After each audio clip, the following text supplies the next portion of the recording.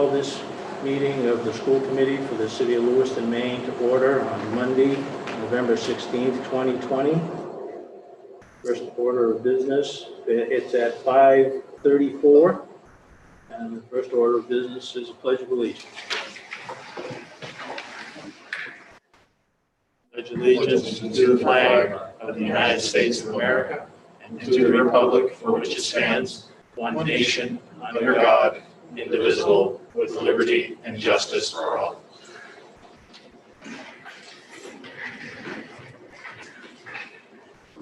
Second item is introduction of the school committee members and those here.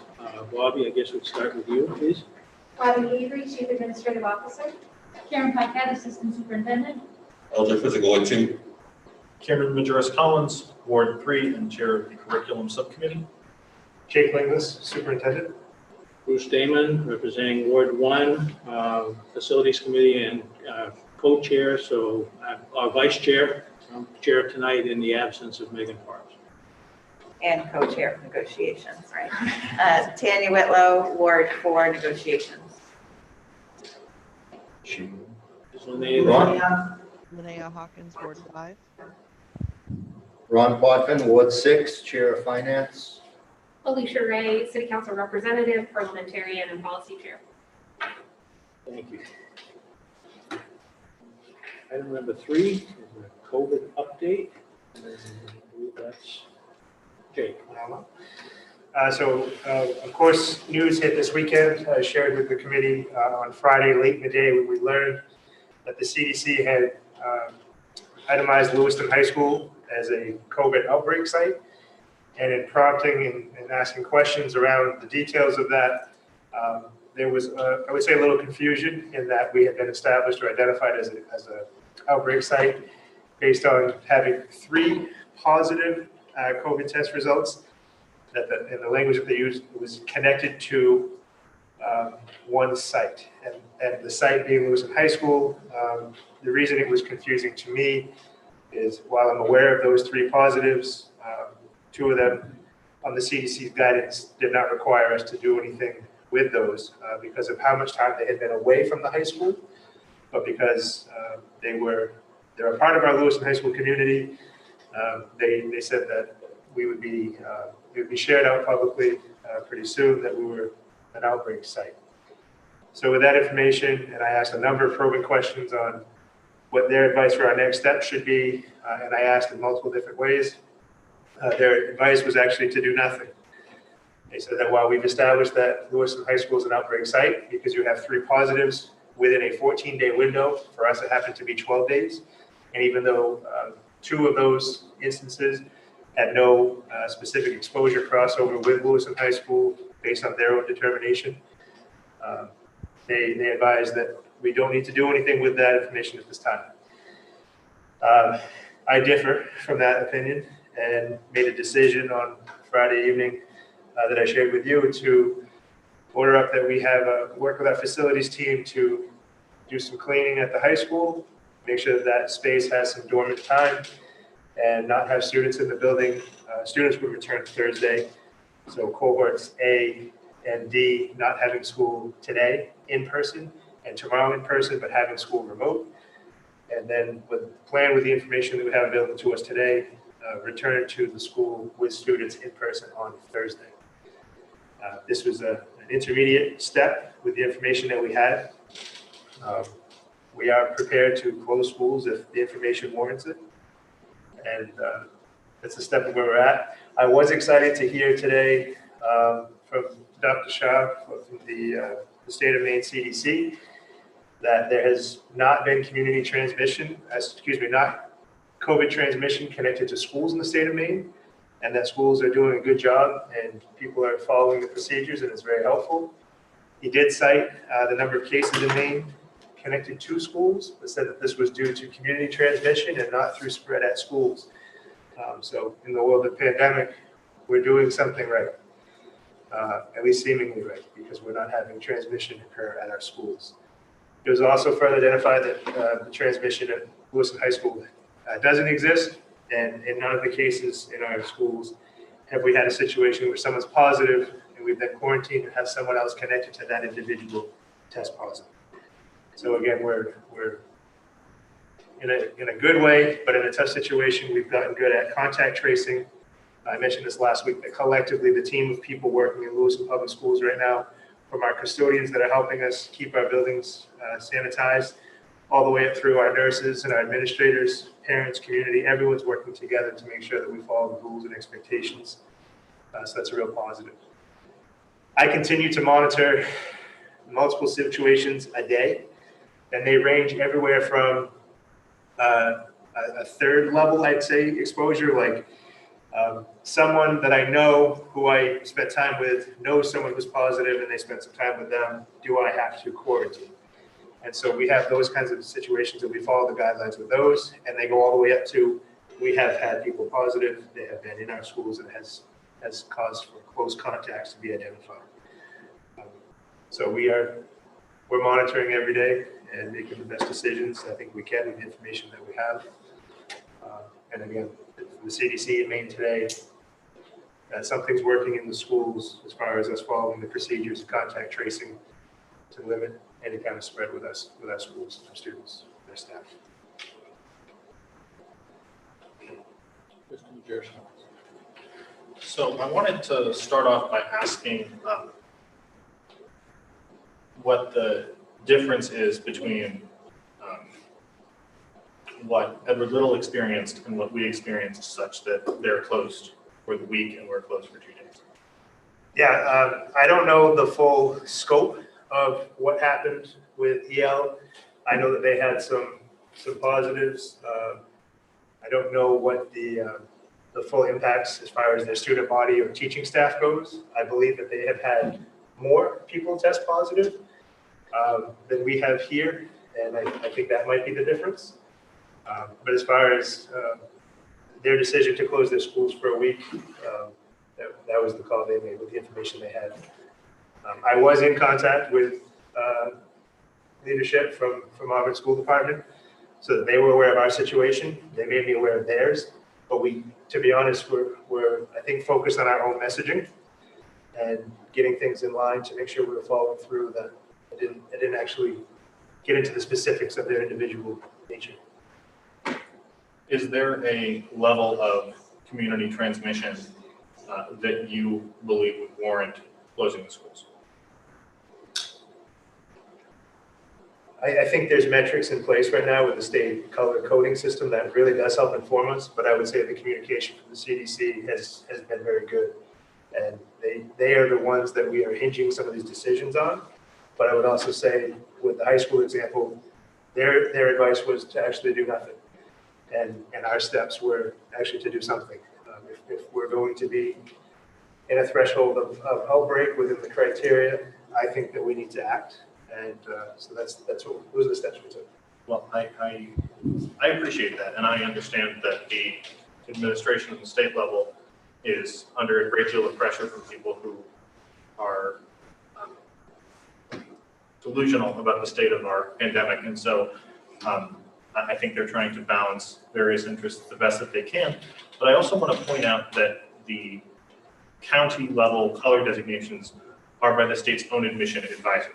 And they say in their document describing this that local administrators may consider local conditions and make their own decisions. And so, to my mind, and I give you credit for doing that with Lewiston High School this week, but to my mind, the level of exponential spread of this disease in our community is untenable. And every elected official, every policymaker, every business leader has a responsibility to do everything they can to slow this thing down, get it under control, and allow us to proceed without costing, additional lives. And so to that end, I would make a motion to suspend the rules to consider closing Lewiston Public Schools until after Thanksgiving. Is there a second? Second, because I want to have the discussion.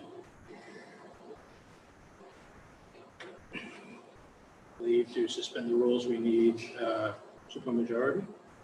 Um, We have to vote to suspend the rules, and we would need a supermajority You're- to suspend the rules. I think it's just a simple majority. Do you want to double check that? If you would. Sorry, wasn't ready for that.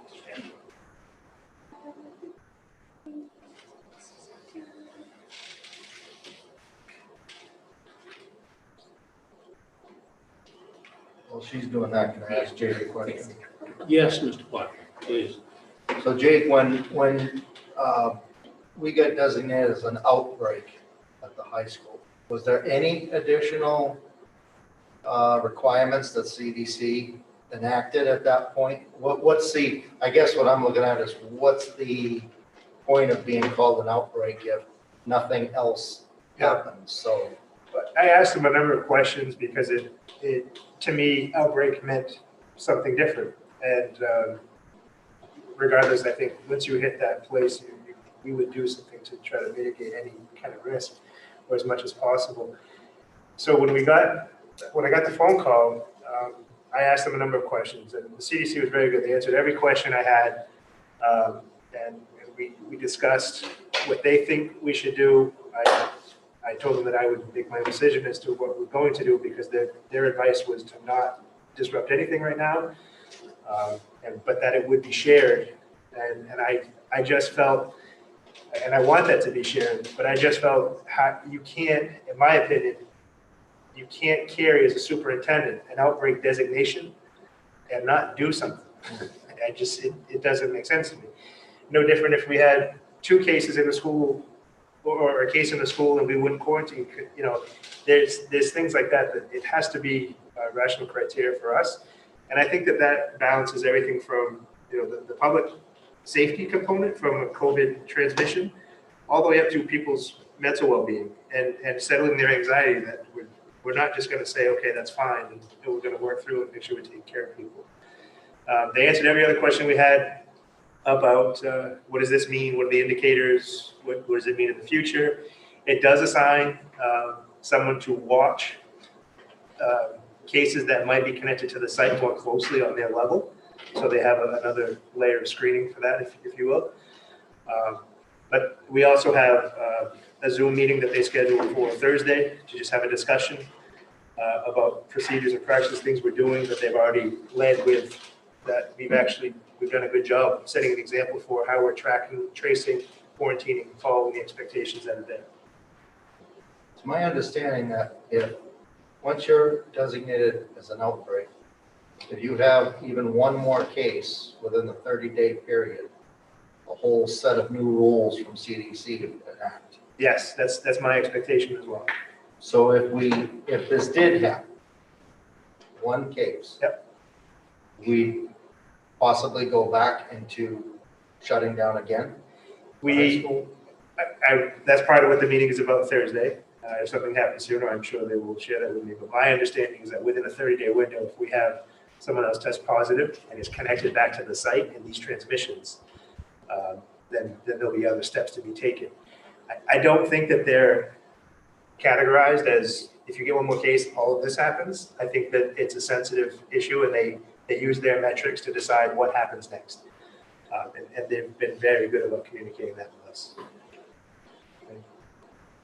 Ms. Ray. So the suspension of rules is a simple majority because it doesn't have to do with our standing or, as we most normally call them, procedural rules. So in case that's helpful, Simple majority. simple majority. Is there any other discussion about suspending the rules? Vote. Ward 2? No. Ward 3? Yes. Ward 1 is no. Ward No. 4? No. Ward 5, Ms. Hawkins? Yes. Ward 6? Yes. Ward 7? I'm sorry, at large. Who am I tonight? I'm sorry, at large. Yes.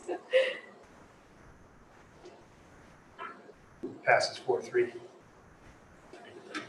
Okay. Ms. Ray. Okay.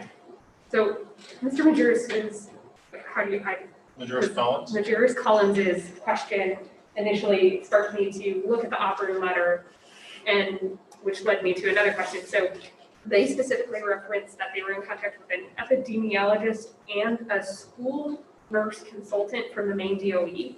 Are we in touch with those two groups as well? Yes. Okay, interesting, that they arrived at a different conclusion for that. Okay, thank you. It's actually the very same people that we communicated, The same two The same two people, people, yeah, yeah. interesting, okay. who again advises to not do anything at this time. One more time, sorry. And it was connection to those two folks that reached out to us, that the advice from them, from the CDC, infectious disease control, that we did not have to take any measures at this time. Member Pisick. So if you look at the dashboard, like November 9th, it was updated. We have 7 cases total positive. Our scientist person of our state, what's his name, Dr. Is this Dr. Shaw? Yeah, sure. Yeah. Dr. Shaw says that there's no community transmission due to schools being open. So I think it's a situation of just panicking. Yes, the cases are up, but at the same time that it's not coming back to the schools. And I think for us, I think just to go strictly remote, I think it should be a panic situation. I think a telltale sign of us being closed, with telltale signing being, I think we would have got probably 50,000 emails saying, well, what are we doing open from teachers? Matter of fact, I got a bunch of emails from teachers saying that, we should stay open, and that the guidelines and everything that we have has been working. So I just think it'll be, and personally for me, for my high school kid, remote would work great. All remote would work great because it has been good. But again, it's not about me, it's about everybody else in the schools. And I think that we're not there yet just to go strictly remote. That's right. So I guess I'm wondering about, we've got a couple of different Point of perspectives. order. Huh? A point of order, we did take a vote to suspend the rules to address something. Are we gonna address it? Oh, did we make the motion? Yeah, I'm trying to do that, so we can have a conversation. I'm sorry. No, it's fine. I didn't mean to interrupt this.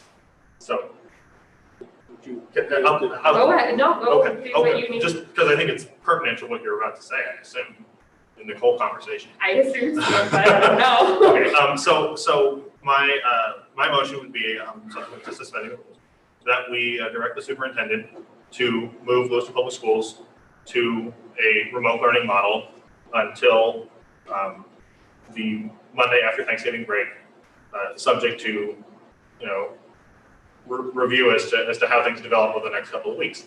And I would say that I think it is premature to be able to say that we don't have transmission in the schools because the CDC's own acknowledgement says that we don't know where half of the people who are testing positive are getting the disease. So it is true that we don't have a lot of data to suggest that people are definitely getting the disease in the schools.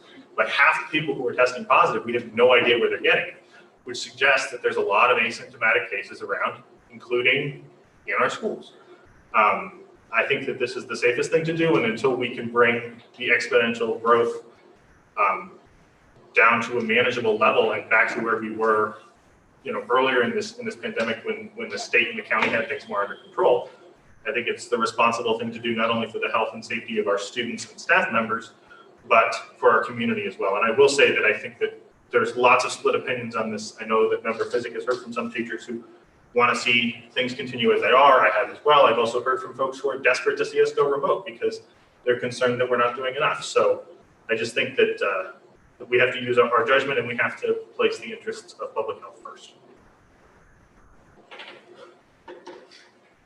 Your motion is, To direct the superintendent to move the schools to remote learning until after Thanksgiving break. Which would be the 30th of November. Yes, I assume that's right. is there a second?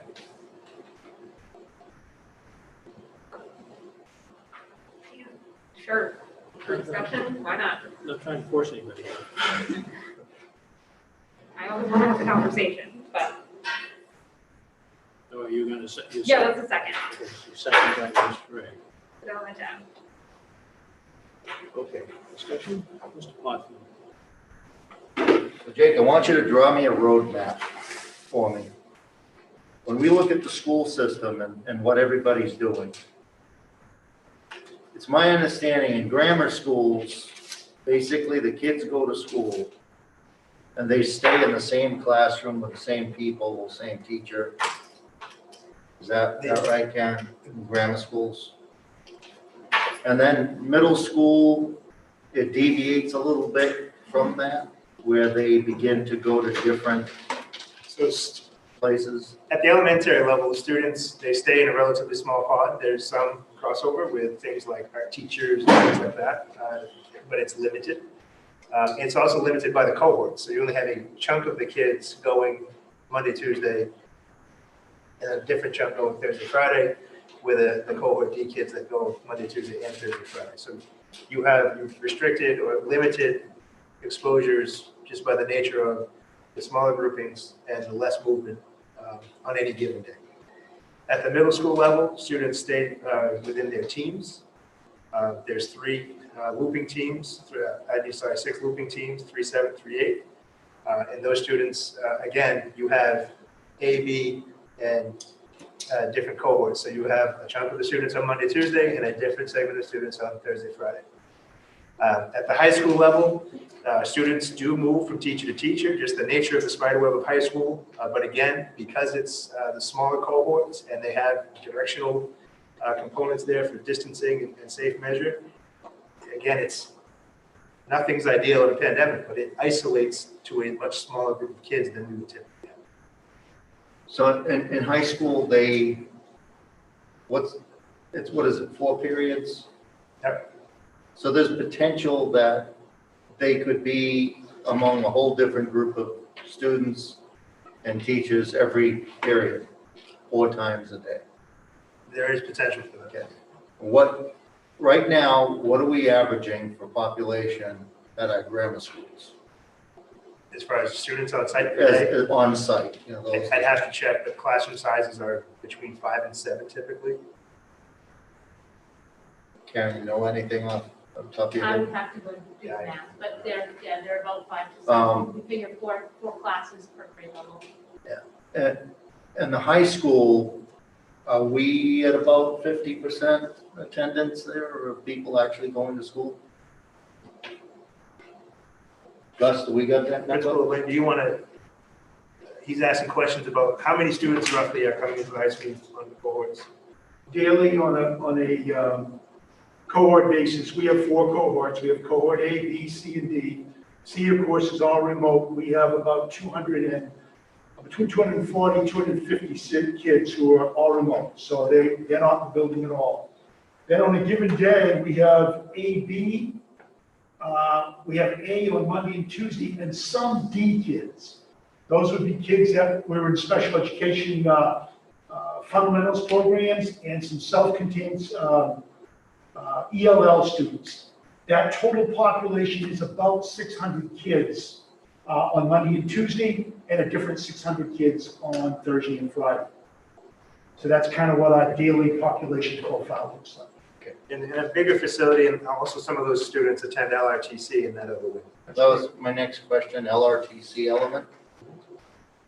We have to work with the other districts.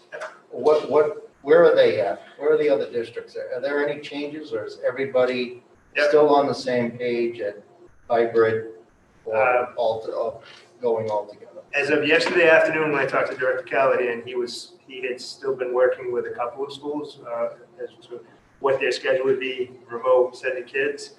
I don't know where that settled out today. I know that he was working hard on that all weekend. But the way that the classes run, particularly in the shops, there's the only students in that program, they go in that program, they use their own classroom, their own shop, and it's contained to that cohort. Those students go 4 days a week. So it's the same grouping of kids. It doesn't alternate and flip over.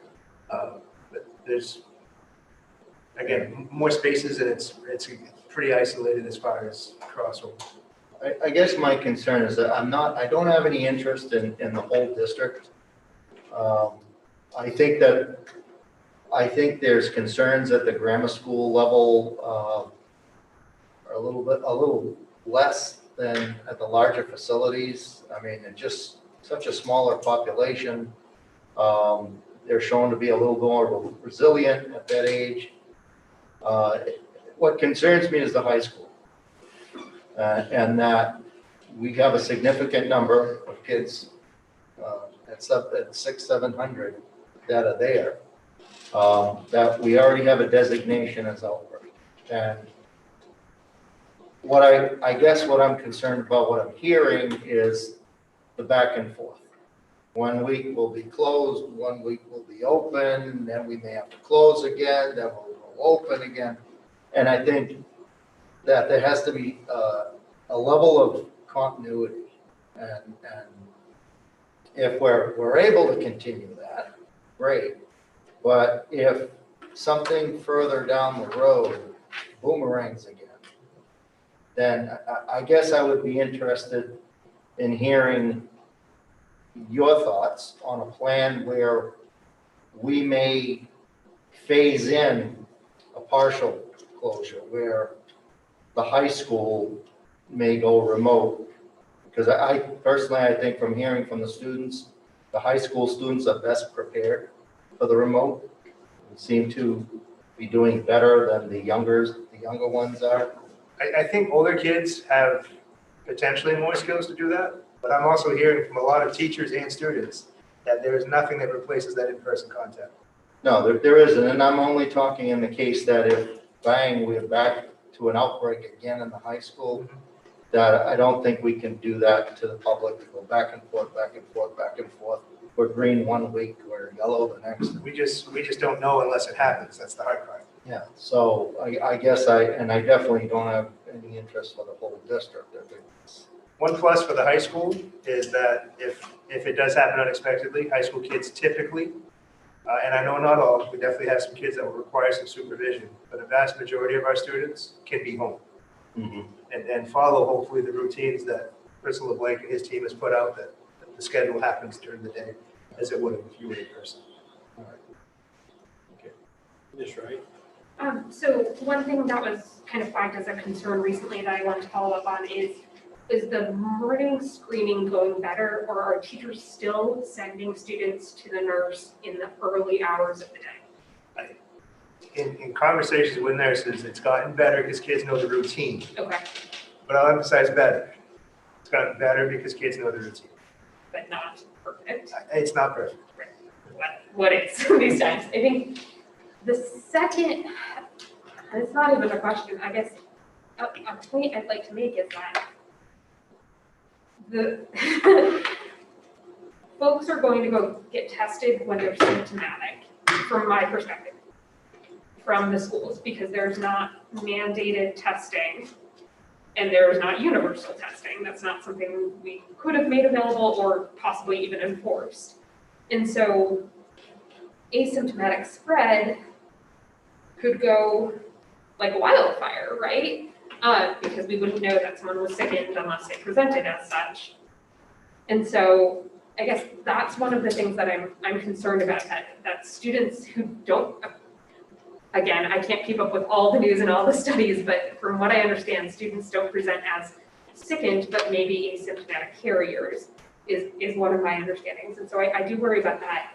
And then kind of to Mr. Cotton's point, is there, I mean, you've asked us for time if we have to go remote for our education staff to get there, right? And to plan into it. And so I wonder about the value of predictability of when that's going to be. And if we want to make that assumption, should we make that assumption that we will be remote at some point? It seems like we all kind of at least have admitted that, like we might have to be remote at some point. Do we want that to be a surprise, or do we want that to be planned and thoughtful and prepare our families and our educators for that?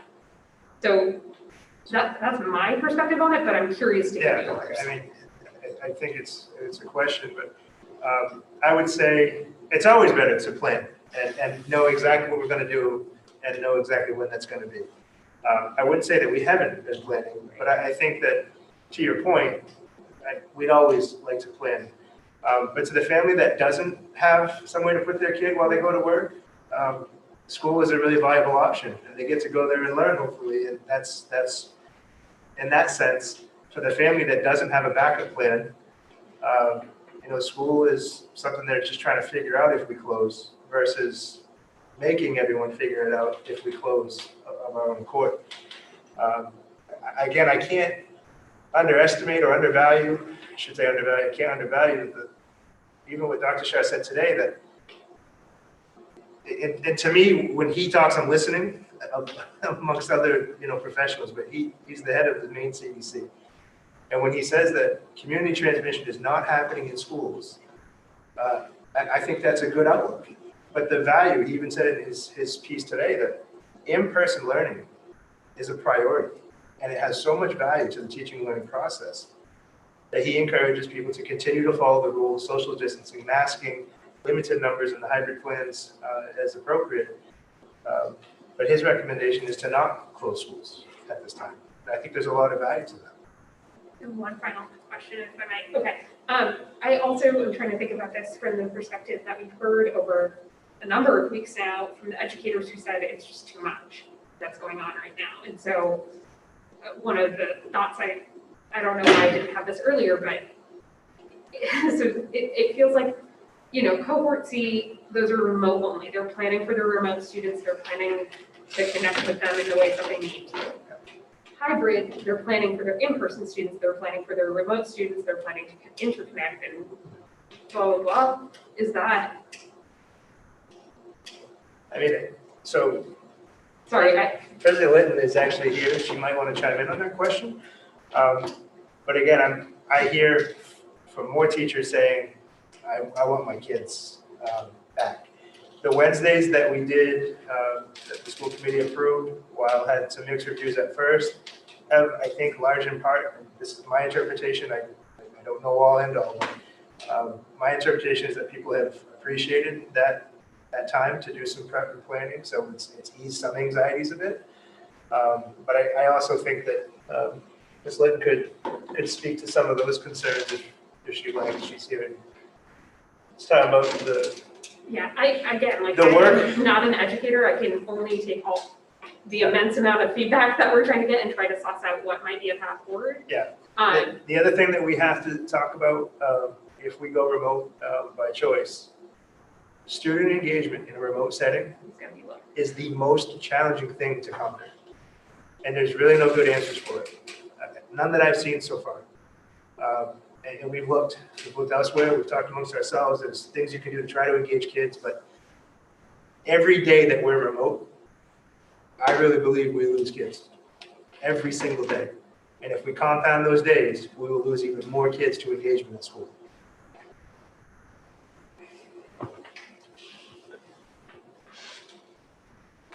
Okay. Yep.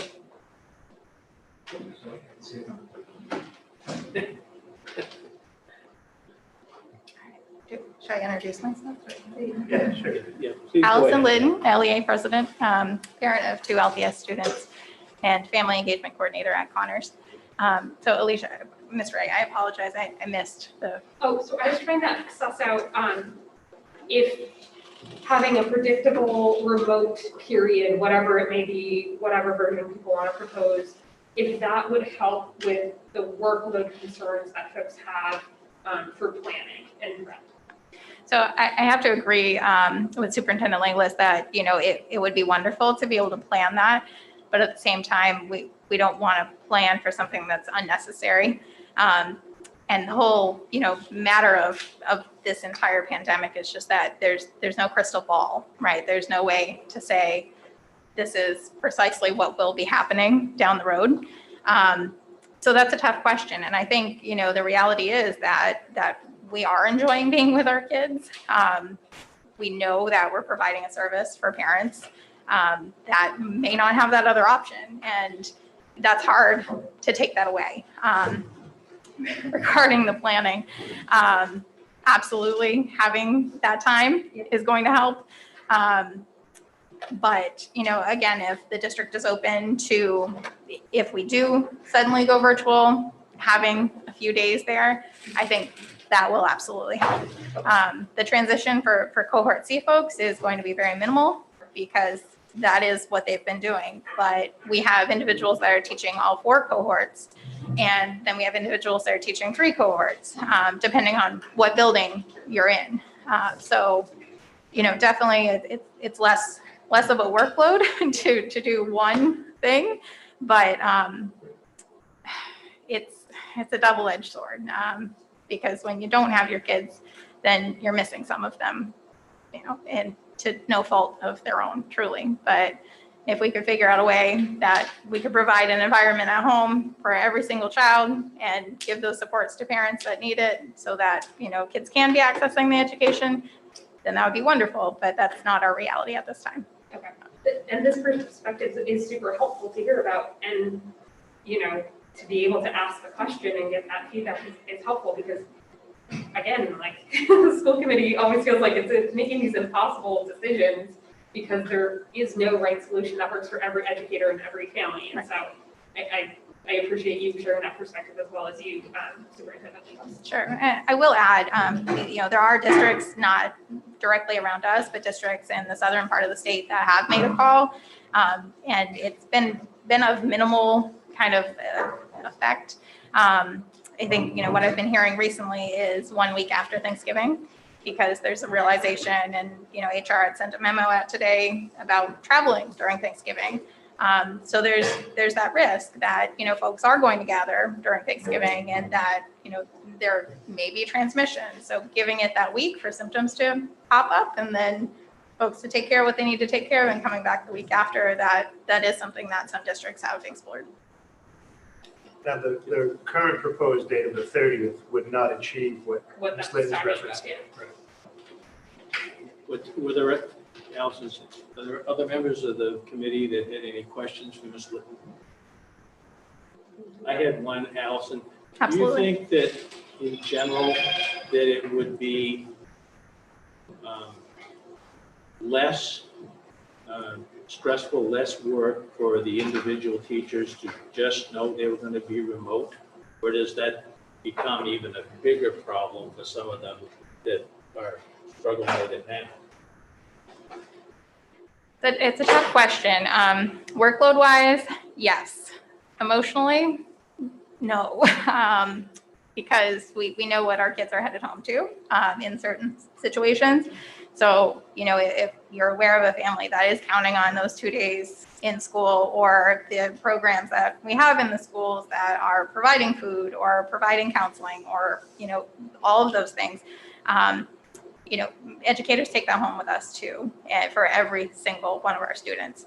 So, while our own personal workload may absolutely be less stressful with something in place, it's a tough call to say what would balance. One would go up, one would go down. So they just switch. Yeah. Can I add just to that? I have heard from multiple people that bringing this up every Monday night is stressful as well. So it's that challenge of, do we plan ahead and do it? Do we close for a chunk of time? That's the committee's will. But I know that there are a number of teachers and staff members who have told me that they watch every Monday night because they don't know what's going to happen. But we've added a layer of unpredictability just in these conversations. Anyone else for Ms. Litton? Thank you, Allison. Thank you. There's one. So I had a couple of questions for a couple of people. I wanted to start, Member Ray, because of your work outside of school committee and city council, do you happen to know if any of the cases that are coming up at Bates are asymptomatic?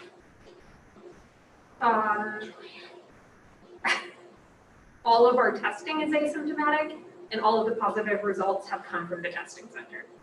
I think Wow. you could probably infer from that. So not only that some did, but all of these cases that Bates is catching are asymptomatic cases. Not everyone, because some folks Some. have gone home, but those are asterisked on Okay. our COVID dashboard. if that's helpful.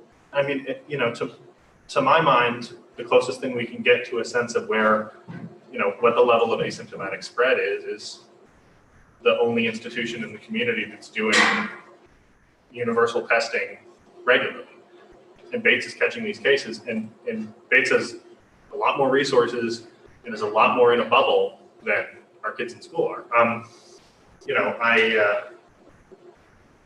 I keep raising this issue not because I didn't run for the school committee because I wanted to close schools. I don't think anybody did. This is really hard for kids and for families and for staff members. And it's a last case scenario, but the reality is that there are lives at stake. And every bit that we can slow this pandemic down, and every person who doesn't get the disease before we get a vaccine is more people who are alive to see the end of this. And it's more grandparents who get to see graduations. And I just don't want anyone to lose sight of the fact that there's a real human cost here on both sides of the equation. But to my mind, there are things that we can do to recoup lost learning, and there's nothing we can do to recoup lost lives. I also wanted to perhaps suggest that if Member Potman, who's not supportive of the motion as presented, but had amendments that might make him supportive, at least for my purpose, I would be open to a friendly amendment. Mr. Cruz? I think we just gotta go back to the scientists. I mean, we've all through this thing, we've been saying, hey, trust the scientists. The doctor, which funny, works for a governor who people have deemed, as retiring. So it's kind of ironic that, that he's saying these things, and he's not saying these things because it's got anything to do with who he's working for. He's saying these things because of what science is saying. And he's saying science is saying that these aren't coming from the schools. And I appreciate the enthusiasm and the spirit of, again, trying to save lives. But I think we have to go back to again, science. And like anything else, we have to trust the system. I use a sports analogy, all through the time. Everyone's seen the Super Bowl when the Atlanta Falcons were up, right? Patriots came back, right? It's all about, again, trusting the system. I'm not trying to make people devalue lives by comparing it to sports, but again, we have a system in place. We have contact tracing. Again, and then on top of that, we have a doctor who's saying that, hey, it's not because of this. And then we only have 7 cases that's at least on our dashboard that are saying, actually 6 cases that have only said that, hey, there's been positive cases. Okay, so again, I think panicking a little bit too early. I just think we just need to trust the system. And so, for some reason, something starts popping off into the schools, then we'll just come up with something that closes the schools. But again, I think we just have to trust the system. The system's been in place. It's worked thus far. And so, again, I urge the committee to trust the system. And for some reason, if we start getting a bunch of positive cases, then, hey, we'll be back at this table saying, hey, we probably will need to change schools. But again, I don't think we need to just being very, just jumping out of it just because there's a lot of things that is going on. Ms. Hawkins, did you have anything? I'll be really quick. Maine has been really lucky. We've lagged behind the rest of the states in showing instances of spread and whatnot. I don't want to see us trust too much that everything's going to be fine just because we've been mildly hit so far. Because that mildly hit after Thanksgiving could become much, much worse. I just want people to be aware that things don't stay the same. The status quo isn't always the status quo. And that if we do have to go virtual, we do. And that's not a choice that we can just, we can't say, okay, we haven't had another 5 kids get sick in this. That's not up to us. We have to rely a lot on the CDC. But when we see those numbers starting to tick up, we need to understand that this is a do something or pay for it later situation. I agree with Kiernan. I would rather help kids with remedial learning to catch up than attend funerals. but that's me as a person. Right now, we seem to be okay. I know coming to these meetings every Monday, I understand it's stressful. Watching them is stressful for our teachers. Having every single Monday night taken up by school committee meetings is time I could use on other things. But I would rather be here discussing this and making an informed choice than an ostrich with my head in the sand, hoping the water doesn't rise. So we need to be careful, is all I'm going to say. Okay, thank you. Ms. Whitlow. Yeah, so I just want to think about if we did shut down and especially without any like preparedness, I guess. Where are those kids gonna go if their parents have to work? They may stay home. Likely they're gonna be thrown into somebody else's home and be around other adults. So where they're not wearing masks in their home. So I'm not so sure that that's a great alternative either. So, I mean, I'm definitely in favor of keeping open until either we have a major outbreak or we are code red. So it's called code red. So if we could, can we just call the vote? Or is that, Yeah, I mean, unless you've got, I'm gonna say yeah, everybody well, says so. I think everyone is weighed in. I, like with any decision that we make here, there will be unintended consequences. I think that where we've gone so far has worked. We definitely have been able to, I think, help the community establish at least some small modicum of consistency, if not normalcy. Nothing's normal in 2020. But at least knowing that the schools are open for the students, even if it's only part-time, and so that they're seeing that teacher, they're getting that face-to-face learning. For some of these kids, that's probably about all they're getting. The remote stuff may or may not be working for many of the students. Partly there are language issues as well as other, social economic issues that play into that we can't solve. I do think that so far this hybrid has worked. I would be, if we get into some sort of a rapid run-up, I'd be the first to say, yeah, okay, now we have to call. But I don't see that we're there yet. Dr. Shah is saying that we're not getting community transmission within the schools. Then I would, much like Dr. Fauci, I believe that Dr. Shah has probably studied this at greater length than any of the rest of us.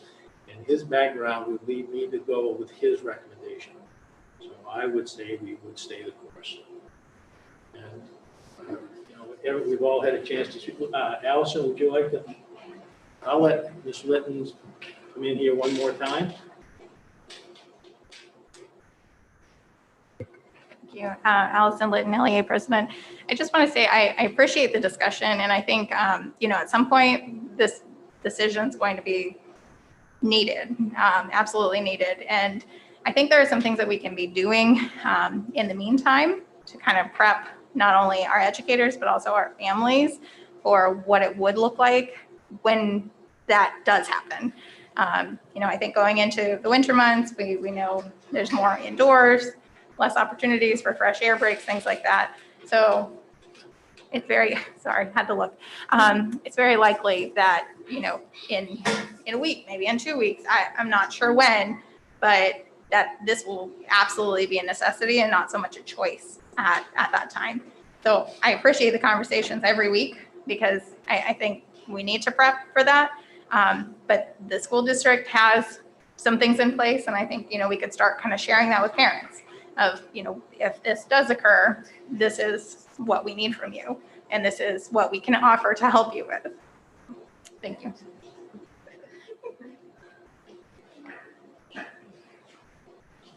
Okay, we've all had a chance to weigh in here, so I'll call the vote. Ward 2, No. Ward 3, Yes. Ward 1, no. Ward 4, no. Ward 5, Ms. Hawkins. No. Ward 6, No. Ms. Ray. No.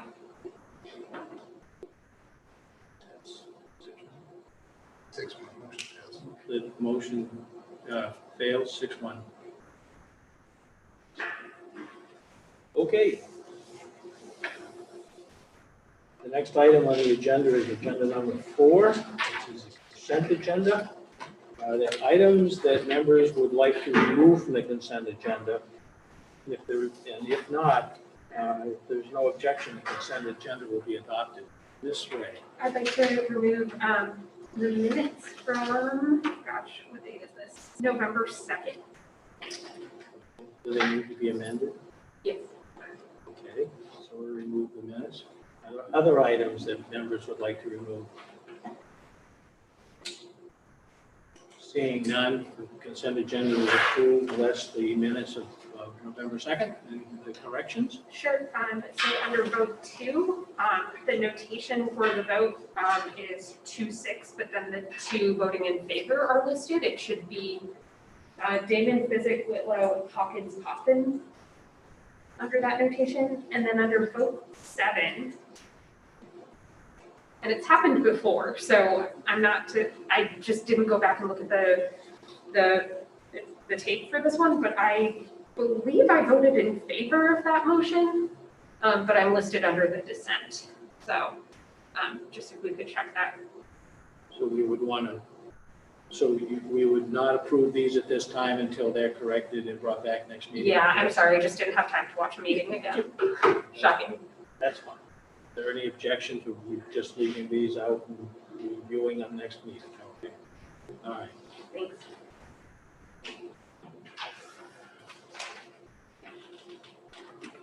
Agenda item 5 is public input. Members of the public may address the school committee for up to 3 minutes on non-agenda items now and on agenda items later. Comments that pertain to staff, personnel matters, or student issues should be directed to the superintendent or the appropriate staff member of Lewiston Public Schools. Public comment shall be directed to the school committee, be brief, non-repetitive, and related to the matters at hand. Before starting, please state your name, address, and any affiliation to LPS. Is there anyone in the public that would like to speak? Do we have anyone on? Okay. We have 2 folks coming online here. It's not allowing me to let them in. Oops. You can let them in.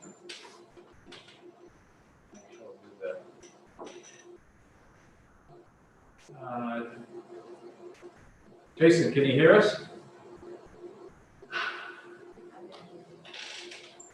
Oh, is that better? Can you hear me now? Yes, we can. My name is Jason LaVoy. I live in Ward 5 at 125 Pine Street, and I'm also a substitute for the district. I just wanted to make a couple of thank yous for a couple of things that happened this week. First of all, I want to thank Member Whitlow. I work at Connors Elementary School usually, and she picked me up from work and gave me a ride home in the rain the other day.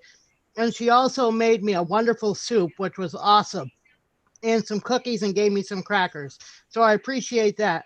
The other thing too is that a member of the Connors community went out and bought me some Connors swag. And I appreciate that because it was a sweater and a t-shirt that was bought for me. So I wanted to thank the people at Connors for their wonderful hospitality. I usually sub at Connors and they're great people, and I wanted to thank them for that. So thank you. Thank you, Jason. Becky, are you there? I am. Can you hear me? Yes, we can. Okay. My name is Becky Hilligoss. I have one child who is in the middle school for LPS. And I just have a brief thing I wanted to make a statement on. A little thing I wanted to read to everybody. First of all, I wanted to start off by saying that although times are feeling so hard and unknown right now, as it is for everyone, I greatly appreciate all the teachers and staff for doing all they are doing for our kids within the Lewiston community. But from my parents' perspective, it is important that we balance everything. Maybe that's what the hybrid learning is doing. But these kids are at a huge disadvantage through COVID. So much learning has been lost, and in other cases, simply not happening. I know it has been discussed closing schools, but honestly, it does not feel right closing schools when the state as a whole is allowed to be open. Although that may change, these kids deserve our best and as much as in-person interaction as we safely can offer. I also wanted to say that a few weeks ago, I was listening to the committee meeting, and a comment was made that kids who are not learning at the level that they are in should be put back to the learning grade level that they are currently learning at, which is not fair to these children. I mean, all these kids work very hard to ensure that they get their work done, try to impress or keep their teachers happy and not disappoint anybody, including their families. Finally, everyone is feeling very disconnected from the schools, and it's not just us as parents. We feel like we're not being heard by the school committee, but it is very important to connect to teachers in order to get updates, and our students are feeling very disconnected from their friends and their teachers. They are not able to Zoom with their teachers. They only Zoom for advisory, which I think if the capacity is there, then the kids should be able to Zoom all day and be in every class with all of their teachers and friends. At the beginning of the year, when the survey came out regarding what we wanted as parents, I feel we were not heard. You did what you wanted to do, which is fine. But if you didn't want our opinion, then why ask us for our opinion? Finally, thank you for taking the time to listen to me and my concerns as a parent. And I know that as myself, I'm not the only parent who has these concerns. And I know others are feeling the same way. Thank you, Becky. Do you have others, Dave? Not that I can see on here, no. Okay. That being said, we'll close that public input section. Agenda item number 6, to receive an update regarding the progress of COVID Relief Fund and CARES program. This is Superintendent and Langlis and Assistant Superintendent Arquette.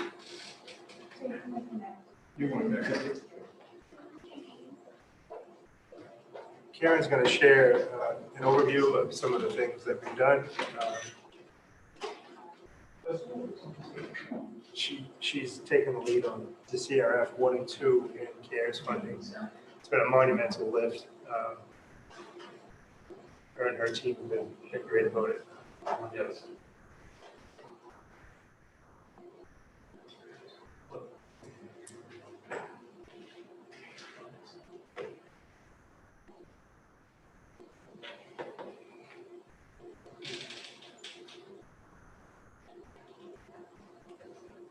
So I wanted to just put some notes down, and I want to thank Jenny Darrigan for all of her work on putting these notes together for me. And if you'd all like a copy of this, I'm happy to share it with you. I know we've talked briefly about what these funds are and how many we've received, but I thought it would be good to put it up here, and those of you who are auditory learners can listen, and those of you who are visual can take a look at this. It's important to note or to share that we received 6 grants that stretch across the school system, and those all have timelines and specific guidelines, and you can see those listed there. It's important to note that all funds need to be used to support expenses that directly result from COVID-19 pandemic, and that we're working to make sure all those are spent within that time frame. But the other important piece is that in order to secure these funds and in order to get our applications approved, we had to agree, or Superintendent Langlis had to agree that we were going to comply with the health and safety guidelines that were put out by the state. So if we chose as a district not to do that, then they can, the federal government can take those funds back. There's a little brief paragraph here about the application process.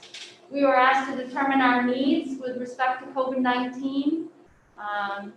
And much of our needs assessment came during the experiences and challenges that we experienced in the spring, and things that we know that we needed, such as devices and some professional development for our staff, as well as through surveys and what the framework asked us to do in order to return to school.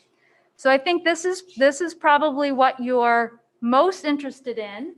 I'll go quickly through. First grant we received was the CARES funding that came out in the spring. And there's our total for that.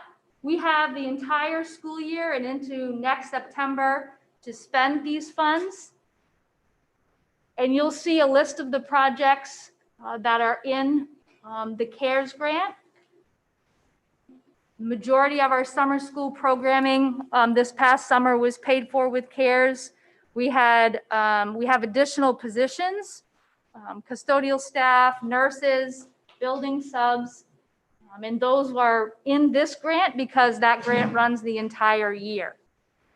Whereas you'll notice when we look at the CRF, these ones down below, those funds need to be spent by the end of December.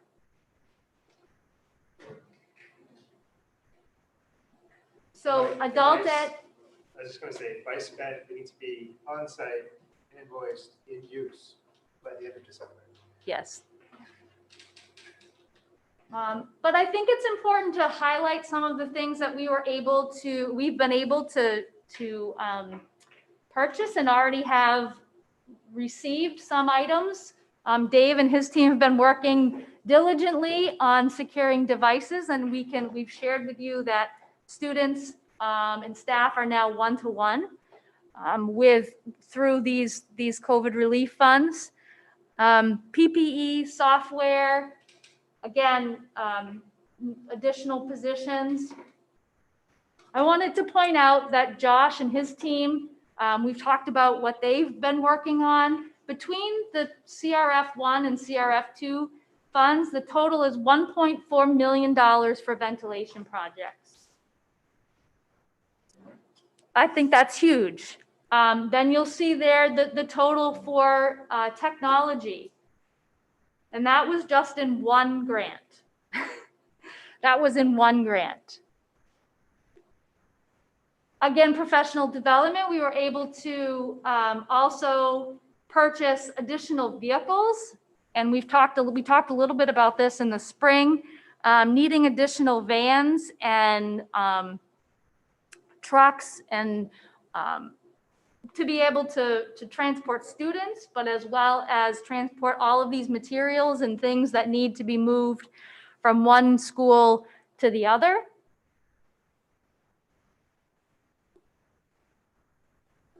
You'll notice that in our CRF2 funds, we've also added some additional vans. Our tech department and our nutrition department were able to secure some funds to purchase those vehicles to help move those things around, rather than trying to put them in the back of Dave's car or Lucas's car or somebody else's car to get those things around. Additional items for food service. I'm going to just come back down here a little bit. I want to point out that in both CRF1, CRF2, and the CARES funds, the majority of our money went to schools. The majority of our money went to schools, and we asked schools to identify needs that they had. So that includes technology, but it also includes additional instructional supplies. And what that means is through the guidelines, we're expected to provide students with their own pencil box or their own iPad and iPad case or their own area to work within and individual materials. Well, with our normal, or I shouldn't say our normal, with our previous schooling structure, a lot of times kids shared things. We shared pencils, we shared crayons, and that wasn't available. That's not allowed now. Books, other instructional materials. The same goes for teachers, sharing manuals, sharing sets of intervention kits. So we put that money into schools and said, you decide what you need based on these guidelines. And so I'm happy to share that these individual materials don't just include books and textbooks, but individual instruments for kids to have at home, ukuleles, recorders, art supplies. The high school art department has ordered and they're putting together individual boxes or bags, I'm not sure which, of art supplies. So kids can actually participate in art as if they were in the classroom with all the materials they would get, but they have those materials in their home to do that work. And then a couple other programs here. We had McKinney-Vento. We received $35,000 back this summer, and that's been extended to be used through the year. So each school was allotted $5,000 in that grant. So that supplemented some of the other pieces of funding that we had to help with our homeless population. And then our day programming, which is our partnerships with the YMCA, Tree Street MERS, and the Boys and Girls Club to offer students a place to be, an structured environment on the days that they're not in school. So I'm going to scroll down here. There's a nice chart that shows here's all of those grants, and there's our grand total for CRF funds. Karen, As of can you now. read that? Because I can't. So what's the final amount?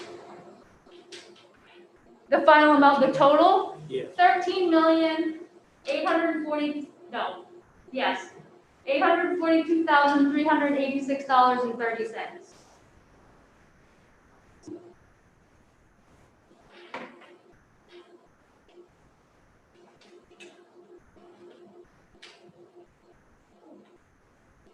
Other questions? Ms. Ray. So how much of that is expended already and do we have left to expend? Good question. So Jenny and I daily work through these budgets, as well as many of Bobby's team members. We're constantly going through this. We set, so for CRF, the adult ed CRF, the district CRF 1, and the district CRF 2, we had set, as a district, we had set a deadline that all orders needed to be placed by November 10th. Okay. Dave's gonna come over here and hit me if I change the date on it. November 10th. We have a few straggling orders that need to be placed, and projects that are still being worked on, but those funds have been committed, and we are now working on making sure they all come in, and we're inventorying those, and now the process of invoicing for those to be done. We had to report to the state based on a week ago where we were and what we thought we would not be spending.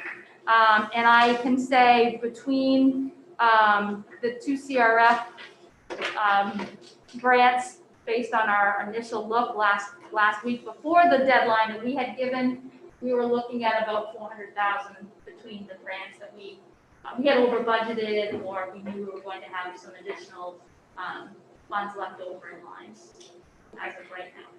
And is there, in the amounts that we haven't spent yet and have some time to spend, the 2022s I'm thinking of mostly, is there an opportunity? I think we've all recognized that there will be a ton of remedial needs once we have more clear of a sight line to the end of this and to the next steps after the end of all of this. Are we able to use any of that funding to support students in that way?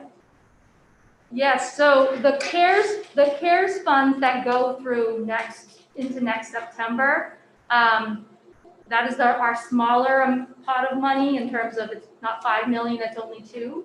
I never thought I'd be saying that out loud, but it's true. We had to submit a budget. We had made a plan last spring. We have revised that budget a couple times just because CRF funds have come in and we could move some things around. So this is a long answer to say, yes, we can go in and make changes to that depending on what we have budgeted, what we have spent, and then what the state will allow us to use those funds for. But remediation in terms of summer or after school pieces is definitely something that if there are funds available, we can go in and ask for. Now, and I also want to mention our federal grants, our title grants that we have are above and beyond this.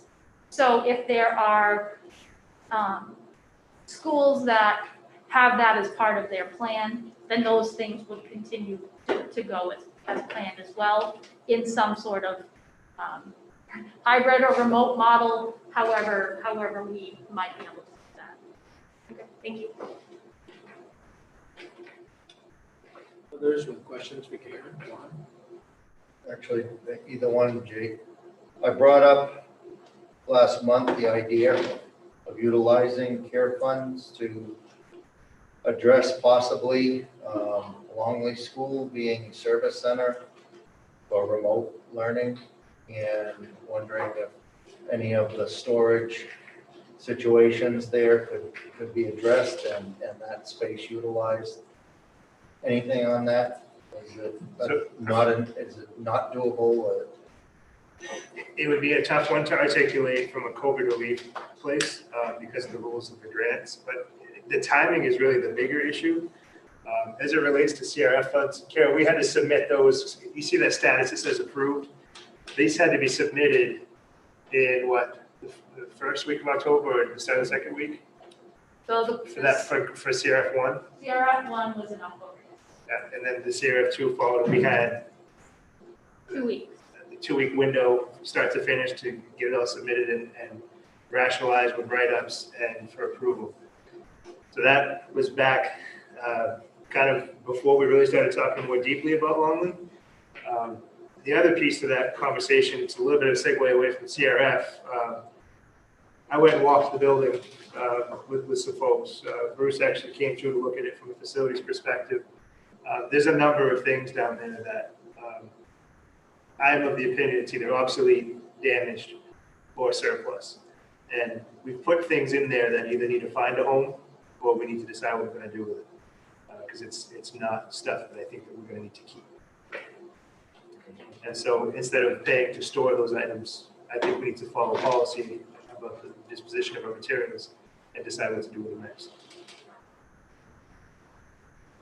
I can share that Longley was one of the sites that they received some of the ventilation upgrades. The Longley and the high school were top on those lists, and I think, and there were other locations as well. So that was part of that. There were some additional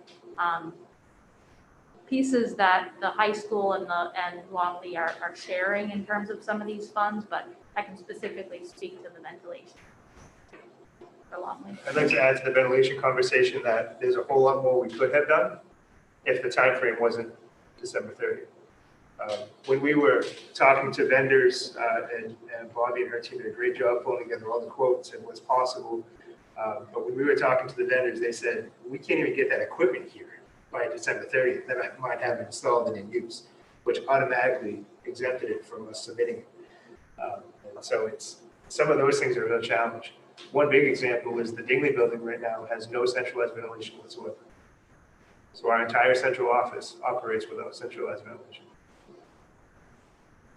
And to do that project, that was one of them that the equipment wouldn't be here in time to even do it.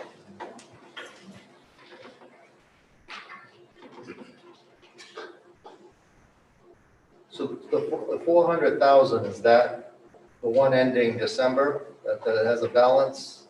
Is the one that's going all of next year, is there a different balance that's unspent? Yeah, so the CARES grant, the one that goes through next September, we have most of our additional staff in that grant, because of the nature of needing to keep them on for the year. Again, there was some of our summer programming, there was some of our, professional development that we knew was going to go past December. The 400,000, it was funds just in CRF 1 and 2 that, and our day programming as well. We had some additional funds that one of our partners wasn't able to participate, so we had to notify the state of those funds that we had originally budgeted for, and now we don't have a budget or items to spend that money on. So that money isn't money that we can now reallocate, because those grants have already been approved, and we already had to have them committed and ready to move. Some examples of that are materials not available. So we can budget X amount of machines to clean our schools, and then we go to put in the order, and so we've got this big budget number, but they can only fulfill X amount. So then that chunk that wasn't able to be fulfilled or ordered, it has to be used in a specific way, and then it becomes money we can't use because we can't acquire it by December 30th and put it to use. And so now we have that over. So I will say it's been greatly beneficial to us, and I want to remind folks that the CRF dollars was money that was issued to every state in the country. Each state decided how they used it. Maine chose, and many states did not, but Maine chose to give money to school districts to do the things they need to do. And I think that we've been smart about it, and we've been able to enhance what we'll be able to offer over many years while mitigating COVID in the now. However, it's going to create other obstacles for us down the road.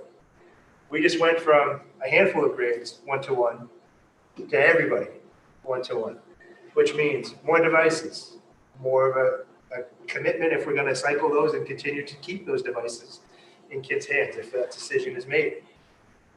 We have yet to add tech staff to David's capacity, if you will, but we need to, and more than just one position, because now you've got thousands of devices, literally thousands of devices that we didn't have in stock. That if we're going to keep them, we got to refresh them. And if we're going to keep them, we have to have the supports available to take care of them and repair them and update them anytime there's an issue. So we have those kinds of things as well. The vans that we got, those are going to require repair at some point and a maintenance plan. So those are some of those little commitments that in the long run could be pretty big. But when we had the opportunity to expand our capabilities in those areas, it felt like the right thing to do, and it mitigates COVID. Ms. Ray. And just one thing I wanted to re-raise again and re-appreciate everyone here for is the fact that the school and city tax levy did not increase because of use of CARES fund in a way that the city asked and the school department worked towards to keep us at that zero-sum level. So I just wanted to thank everyone again for their work on that, because as I think it was the right move to start to keep things level year to year, but with no end in sight, there's no real relief in sight for some of our families, and paying those taxes at an increased amount would be an extra undue burden. So thanks to everyone who worked on that. I'd be remiss if I didn't thank the people that did this work. So Karen and her team, Jenny Darrigan especially, but it's also because we took a school focus, it took school staff to say, okay, these are things I want, these are things I think I can best use to support our kids, which then led to Josh in facilities, and Alyssa in nutrition, and David in technology, and really just a web of people involved who have said, okay, I have to get this in by this date, and taking days, nights, weekends, you name it, to try to get it in. So I want to thank everyone involved for all their work to get this done, because it's a monumental lift to spend that kind of money in a very intentional way with a very sharp deadline.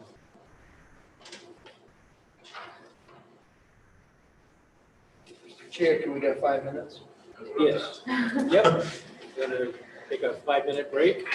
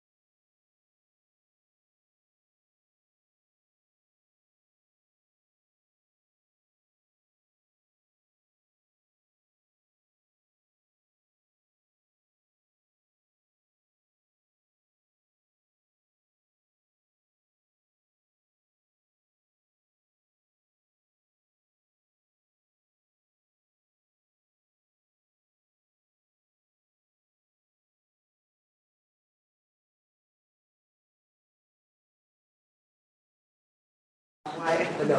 You're alive and he hits the button, so go ahead, you're alive now. School committee back in session at 7:02.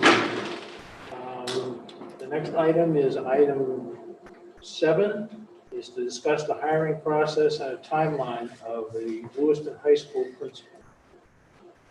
And Jake? So I shared a memo in the packet, but essentially what we'd like to do is open up a formal process, have a committee of stakeholders be involved in that process, post the position in early December.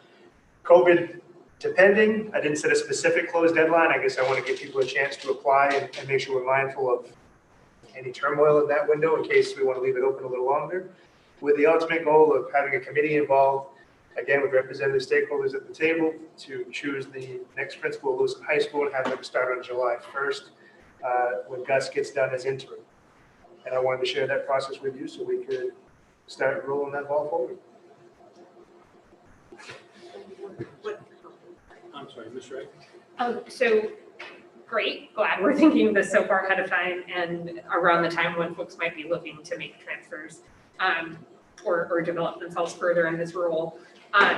Who from the committee would be a part of that process? I know in the past, practice 2 superintendents ago, school committee members were not necessarily invited to high-level position interviews and hiring processes. The last superintendent started including folks, but I don't know how they were decided upon. And so I'm curious, not just this position, but going forward, how you'll choose folks for those. Yeah, I guess I don't have opposition to school committee members being on it. How we choose that person, I think, might want to be a function of the committee.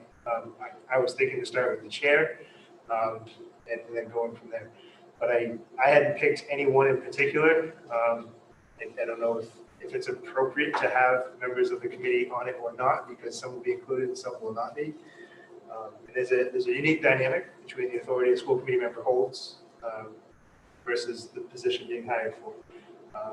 So I'm open to the conversation.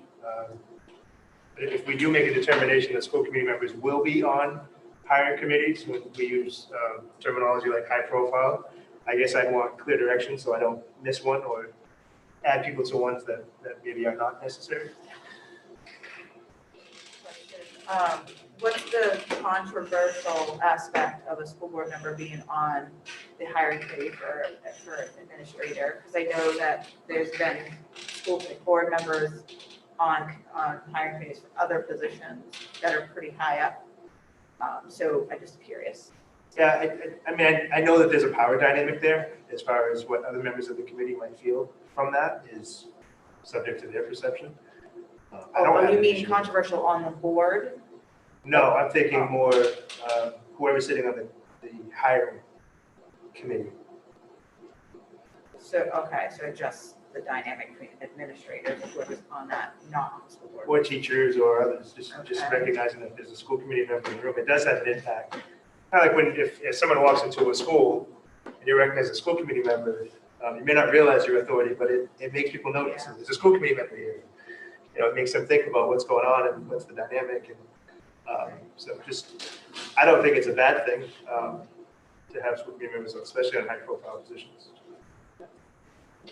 Jake, normally, for any of these positions like that, would there be the HR director be one of the people that would always be involved? Or I don't know if it's HR director. I would invite Bobby if she wanted to be part of it. Karen, of course, from our office. I could see members from the community, teachers from the school. And again, for a high school principal, which I think is a very high profile job, I could see school committee member or if not members on that committee. are you thinking this committee would be 6, 10 people or? Realistically, I think it could be big. I think it could get up to be a dozen, maybe a little more, depending on the makeup. Ms. Ray? So given your initial setup, I would personally advocate that a member of the committee, perhaps selected by the committee itself, would be helpful for administrator and I guess, what are they called? personnel policy contracts might be appropriate. I know I appreciated sitting on a search committee led by Ms. Paquette. I think that was a great experience to get to know the folks who were in the room. You know, I'd never met Spence before. That was great. You both were on it, so I think that was good. And I think it also adds some color when that person is then brought before the whole committee for the vote. I do think it could be valuable, but I wonder if choosing among the committee somehow folks indicating their interest and then moving forward would be helpful.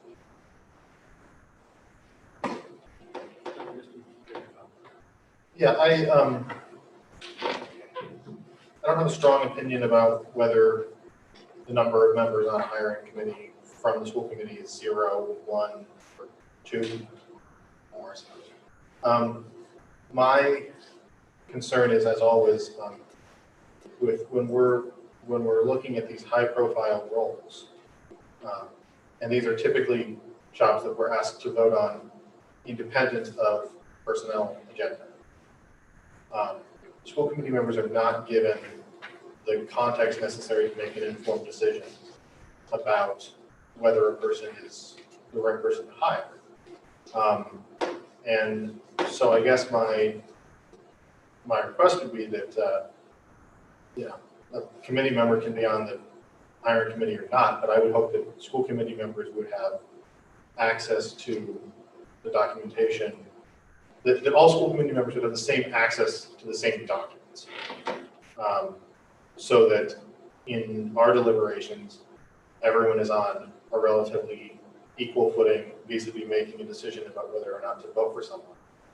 And that decision can be as informed as possible rather than sort of existing in a vacuum and just trying to decide, well, do I like this person or not? Because the reality is that everything depends on context and everything's relative to what were the other options.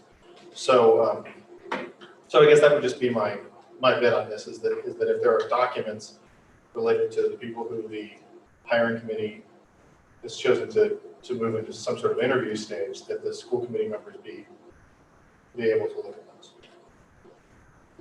So are you talking like resumes of potential candidates? Yes. Bobby, do you happen to know if there's any legal implications to that from a hiring process?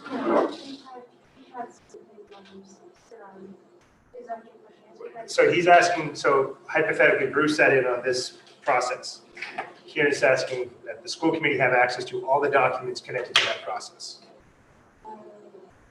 That's not typical. That's not, I don't know if there's any legality behind that, but I know that that would be typical business practice.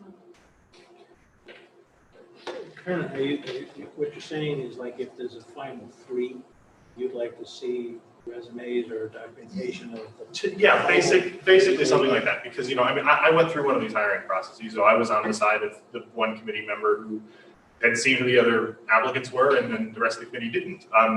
And I've also obviously been on the committee side of not knowing who the applicants were. And I just think that, if the committee's position was we are going to take as much of a hands-off approach as possible.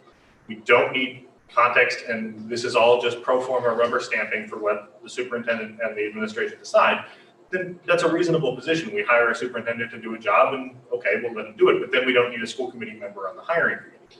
If we are going to have a school committee member on the hiring committee, that suggests that there's at least some value being placed on the school committee's judgment, and in that case, I would ask that the school committee be able to review, who the final applicants were, what their resumes were, and have some sort of rationale, potentially in an executive session, for why the person who is being presented is the person being presented. Because otherwise, we're being asked to vote sort of in the abstract of, you can always come up with a reason why someone isn't good enough for a position in our schools. Doesn't matter who they are, they could always have more experience and more, varied work history, and, you can just always ask for more, but what's relevant to me is how someone relates to the other people who were options. And when we have conversations about hiring someone like that, if we're going to do anything other than rubber stamp the administration, I think that we have to have those documents. If we're gonna rubber stamp the administration, that's a position. So typically what happens is, in this case, the superintendent or the hiring manager, let's say, would go through all of the resumes, the application packets. They would determine who best should be interviewed, at which point, and let's just say it's five people. If there's a school committee member that sits on it, it's not a rubber stamp. There's actually, if the process is being done correctly, everybody at that table, through the interview process and through the discussion process, has a say. And so if the school committee member in this case says, you know what, I really don't like any of them, or, you know, that I don't like those two, or whatever it is, how I operate, how I run an interview is we come to a consensus. We sit and we talk about it until we can finally settle on who is the right person.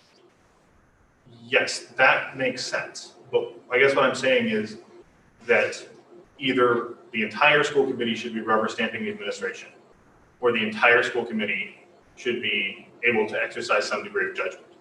What I guess is, and it's not to say that the entire school committee needs to be sitting in a hiring committee, but having access to who was considered and who was chosen and who wasn't chosen seems like information that's necessary to make a decision that's not just a rubber stamp.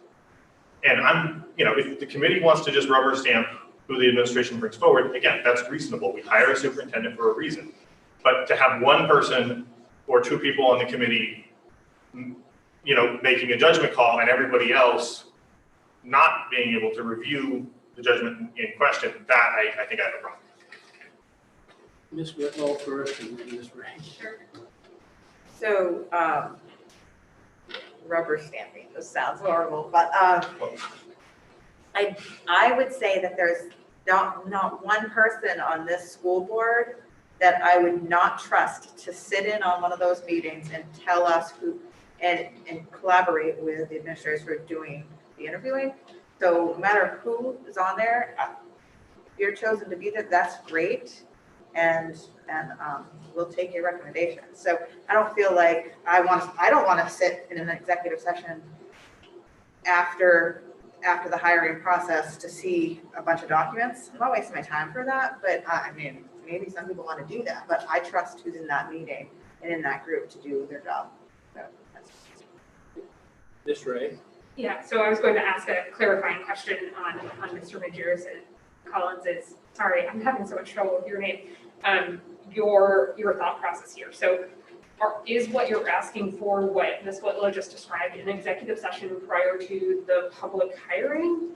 Or is it that documentation is provided to all of us? I don't need an executive session. I understand how those can sort of be a time suck, and that's, I wouldn't blame anyone for not wanting to do it. I guess what I'm looking for is some ability to look over who the alternative candidates were, so that in the course of making a decision about whether to approve the person being brought forward, all of us have an opportunity to exercise some degree of judgment. Now, again, it's fine with me if the committee's position is we don't need to be involved in that level of hiring for any position other than the superintendent. We trust the superintendent's process and the administration. That's a reasonable perspective, I guess. But what I'm saying is that, like, I think that if we think that the school committee's opinion is valuable, and if we put the school committee member on the hiring committee, we clearly think the school committee's opinion is valuable, then I would ask that the school committee be able to make an educated determination of the final candidates by reviewing the documents. And I largely trust everybody in the school committee too, but I also think that everybody brings their own perspective on what makes the strongest possible candidate. And in some cases it'll be clear cut, and in other cases maybe it won't be. So I guess I'm just asking for the consistency of either we're gonna just trust the administration, or on these high profile hires, we're gonna do some basic amount of due diligence, and that's gonna go for everybody. I would argue that the amount of due diligence is delegated to that one member who has the time to dedicate to such a large process. And it doesn't need to be as disparate as what you're describing, in my opinion. I think having one person join in, I think the value that adds is you know, even if I don't agree with the position someone else has, I know what that position is for the most part and can ask a question about that. I can clarify about that in the process. And I think we would be entrusting the person participating to do that. I also think it kind of undermines the superintendent's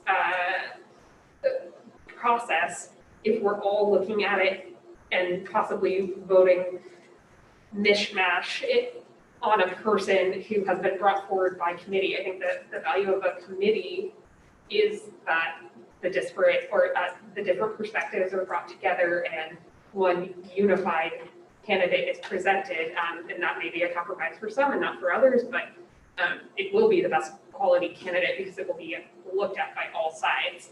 So again, I would advocate for one person from the committee joining these sorts of things led by the superintendent. Mr. Kaufman? Jake, give me a perspective here. There was a time when I was a general manager of a company, and people used to come in for jobs. They sit with me, and I sat with the personnel director, and we reviewed the qualifications. And generally, we would select the best qualified employee. And I guess I'm coming at it from a different perspective. We hire you as superintendent in charge, person who's got the ball. With that comes the responsibility of being a hiring administrator. I honestly don't know, I don't understand the purpose of these committees. In Auburn, when we had to hire a city manager, it turned into a popularity contest. This person was wildly popular, great personality. People felt the public, the administrators of the city all felt that that was the personality to do. He came with extremely lacking qualifications of never having been in a city manager before. And it turned out to be one hell of a disaster for a city. And I can't help but think that the same thing is capable here, that if somebody pours on their charm in a committee, that you're gonna, it must put you in a difficult position. I mean, because you're looking at qualifications, and I don't understand why there should be anything else but qualifications that get a person this job. So help me understand what the purpose of this committee is. I think the purpose of the committee, especially for high school, is there's various perspectives. And I think that position is not just a job. It's as close to a public office as you're going to get. And I think that the idea of having a committee with different perspectives being involved in that, so you know, I work towards consensus as well, but it's a recommendation that we come away from the table with that I then make a recommendation with. And so it's an informative process. It has different angles and different stakeholders at the table to understand who the top candidates are and ultimately help build that consensus around what would be a final nomination. I do see the value in it from that perspective. I think multiple people thinking about considering the various implications that a position like this has. I've been there. It's not just an administrative job. It's very complex. The reason I asked earlier about, you know, how far would we delineate this out with school committee members involved, I don't think the personnel policy is appropriate. All of it, I think some of the effort chunks, absolutely, but not all of it. So I do think there's value to have committee input on a position like that. Ultimately, the name has to be forwarded and signed off by me. Ms. Hawkins, did you have anything that you wanted to add? My only concern is that, you know, we've been down the unqualified route before. So I would say qualifications first, personality and willingness to work with others second. And I would hope that whoever ends up on the hiring committee keeps those things in mind. That's all. Is this gonna be a national search, or are we just throw it on like separate schools? And we'll put it up on all the administrative sites that I'm aware of. I don't know about a national search, I'm not hiring someone to search for us. But certainly we're going to post it beyond Lewiston. So, I mean, I guess I'm just thinking of a hypothetical situation where you have a hiring committee, they go through a deliberative process, they consider finalists, they make a recommendation, the superintendent decides to junk the recommendation and bring someone else forward. And then the school committee is never made aware of the fact that there were other leading candidates and that hiring committee had done that because we don't have access to those resumes. Now, if the school committee were to hypothetically take a vote like that, we wouldn't even know. And until later on when we realized, oh, maybe that's not how things should have gone. And so, again, I come back to sort of a binary. I am comfortable with a situation where we all say we hire a superintendent, we trust the superintendent, and we're gonna just rubber stamp their decisions. I understand that maybe that's harsh language, but that's what it is. I also am fine with a situation where we are conducting some level of due diligence and review over the person being brought forward by seeing who the finalists were and how the resumes compare and the qualifications and such. What I don't understand is the middle path, because it doesn't provide us with the ability to make a decision in context, and ultimately makes the hiring committee's whole process dependent upon the goodwill of the superintendent and their trust in the process. Now, I have great trust in Superintendent Langlis, but I think that hypothetically, that's the kind of thing that might happen in this district at various points. I just want just one more. I'm kind of confused of where you're going, because the whole point of a subcommittee for a hiring process is so that there are checks and bounds. And so I don't know why I'm just not following you, but I'm in favor of one person from the committee being on that hiring committee. And if for some reason, God forbid, the superintendent does not go with the recommendation from the group, the school board member, I'm pointing to you just because you act like you've been on a committee before, but that the school board member would be aware of that shift. So that's the importance of having one person on there. So. That's right. And to Ms. Whitlock's point, I mean, we've seen this process two different ways under two previous superintendents. This is the first kind of administrative level position coming forward here under Superintendent Langlis. And so that's why I want to kind of establish the norm. And if it doesn't work, we can always go back to it too, I think, right? Like there's no policy, it's just us expressing how we each feel about this process and how we might like to see it move forward. Ultimately, I mean, you don't have to do anything we ask for, but unless there's a backing vote on it, and I don't plan to bind you to that, but it felt really weird to not have any school committee input under a previous superintendent, and to just be like, okay, I guess that's the way we're going. And I personally felt more informed of the process with whatever school committee member on that committee. Yeah, myself, I think that, having one school committee member and having them charged by the committee to, represent the committee's interests. If something like member of Major Collins situation came up, that member would hopefully be, adamant about bringing forward, how did this go down? And I think that's, and that's not to question the superintendent, but to find out what the process was that changed it. And that could lead to a no vote at that point until we did get more information and could review it. So I think that what we're looking for, and I hope that what Jake is looking for, is some direction is, do we want to have a school board member on the hiring committee once we get it started? And if we do, then I would say, we don't need to make a motion or anything about it, but I think that the consensus of the committee should be, do we want to do it that way or not? And I, for one, would agree that I think there should be one member of the school committee on that hiring panel. Yeah. And so, I don't know whether it's just a thumbs up, thumbs down, or. Or even. Yeah, I just, so I guess, just for the clarification going forward, if school committee members are on hiring committees for high-level district positions, and they see a disparity between the deliberations in the hiring committee and the name brought forward to the school committee, what is the proper procedure for what they should do? My initial thinking would be that it would be taken to the board chair.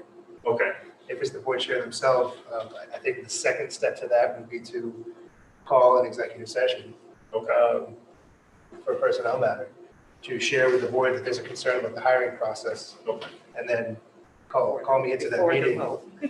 And yes, before the vote, even if it has to happen as an emergency meeting. And I think and we all know there've been some situations in hiring practices elsewhere, other times that didn't always go as well as people had hoped or intended. So I think this is not an unfounded concern that Member Majerus Collins is bringing up. That's right. And just to that point, I think, if there is a concern in that manner, the superintendent does not have to be a part of that executive session if the subject matter is not relevant to their standing or position. So that's just also something to keep in mind. Obviously, I would, just as the procedure person, really urge us to approach that with caution, but there are fail-safe measures in place. And if I could, Ron, tie it back to one of the questions you asked earlier about a committee. As someone who's been in this district for a pretty long time now, I've come to know a lot of people, and some of those people may be interested in this position. So I actually think it would be an unfair hiring practice if I were to go with that alone. I think that this is better served as a committee to be representative of our community as a whole, and not have a conflict of interest from my chair. Well, I look at it the opposite way, that, in terms of the question of one of us serving, ultimately, do you hire the person? Ultimately, I make a formal recommendation to the school committee. To the that school hires. committee, exactly, and Yes. that's the point I make, that I think there's a conflict there, that as the hiring authority, that we somebody sitting there, on the interview process. Obviously. So, and I'm thinking whatever comes from a superintendent's recommendation, that's our job as elected officials to review. And going to Kernan's point, that we should have, if there's 8 applicants and you're bringing forward 1, we should be able to see the 8, and we can see, okay, Jake, I see where you're making the points, why this is the most qualified person. And then if we see conflict, I think that lies with us. I see the committee piece just being, okay, it's a feel-good thing and you're getting input. And I can see it being a recommendation for you, but ultimately you're the one that should be bringing it to us. So as far as us sitting on a board, I don't understand it. So that's just my input. So we want to just. I'd like to see somebody on the board that would make me feel good. So there'd be a thumbs up, thumbs down as far as a committee member on the hiring panel. Ms. Hawkins, I'd ask you to. So this isn't I have- voting. This I is, have another thing to say before we go to that. Do you as well? I also have another thing to say. Okay, Okay. Who's going first? Was I first? Sure. I don't know. Okay. So I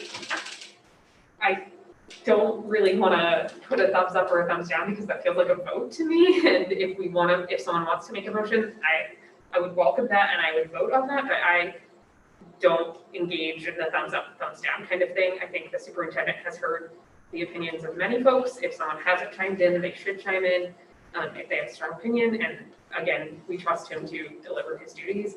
If people want to bind him to a vote, we can do that, but I personally would not love that. Your response? Yeah, I mean, I was just gonna say that I guess a reasonable perspective that perhaps others might share would be that if if the superintendent finds it valuable to have a school committee member or school committee members involved, then that's his hiring process. And if he doesn't, then he doesn't. And when it comes to reviewing the candidates, I guess we'll cross that bridge when we come to it vis-a-vis context and information. So I don't necessarily see the need for a motion or a vote, but I'm happy to make one to that effect if people want to take a vote on it. Ms. Hawkins, do you have any words?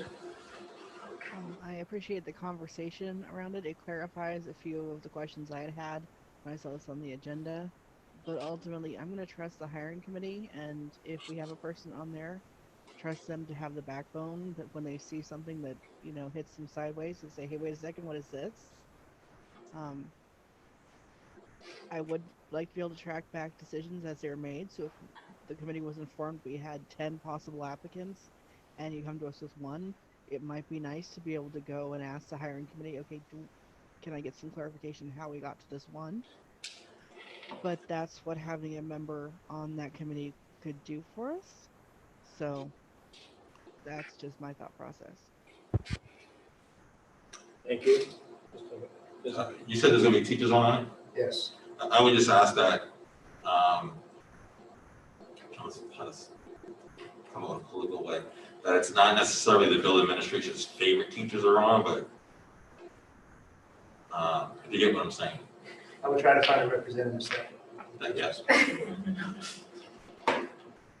Okay, then I guess we'll just move on with it. We've all had some words to say and we'll see where it plays from here. But it is good that I'm happy to see that we're starting the process early. Hopefully we can have a good, strong batch of candidates and we come up with a great new principal for the high school. He's got big shoes to fill.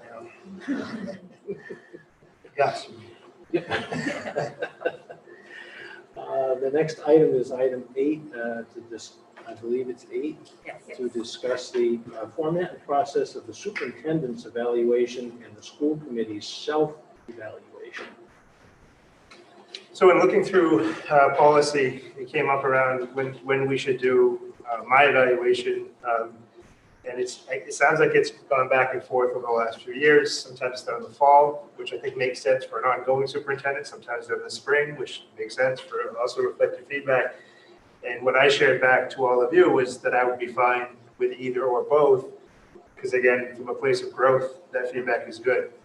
And that spilled into other places of policy language, because within the policy at one point, it says that when you do the superintendent's evaluation, it should coincide roughly a school committee self-evaluation. And the school committee self-evaluation, if you remember from our retreat, there's actually a form with some boxes that you go through that can be reflective. But for the superintendent's evaluation, we come to find in policy that there's actually no specific form used. And what I think has happened in the past is a slight modification of the school committee's self-evaluation being used as a template for the superintendent's evaluation.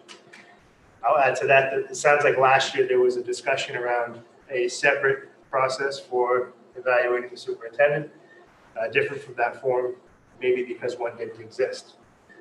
And I'll throw another thought out there in that I have had a number of discussions with Sue Williams that talks about a 360-degree evaluation process where you would get input from the people I work with every day to be a part of that evaluation process. And to me, no offense, for my own development, that would be the richest process we could have, because I work with those people every day. So it would be Karen's ability to say, here's some strengths, here's some areas for growth. Bobby's ability to say, here's some strengths, here's some areas for growth. And to me, that would be the reflective work. And that would go to principals and other departments in our schools. And so I wanted to bring that forward tonight as a conversation piece, so we could pick either timelines and or talk about process, because you may have some history that I don't. Yeah, so Go ahead. So if you would have Karen and Bobby give you feedback, is that a controversial thing if like one of them might say, you really need to improve here and you disagree with that? Like, is it confidential? Sometimes with certain feedback, you're gonna know who wrote it, you know, that type of thing. So I'd be curious to see how they would feel about that before.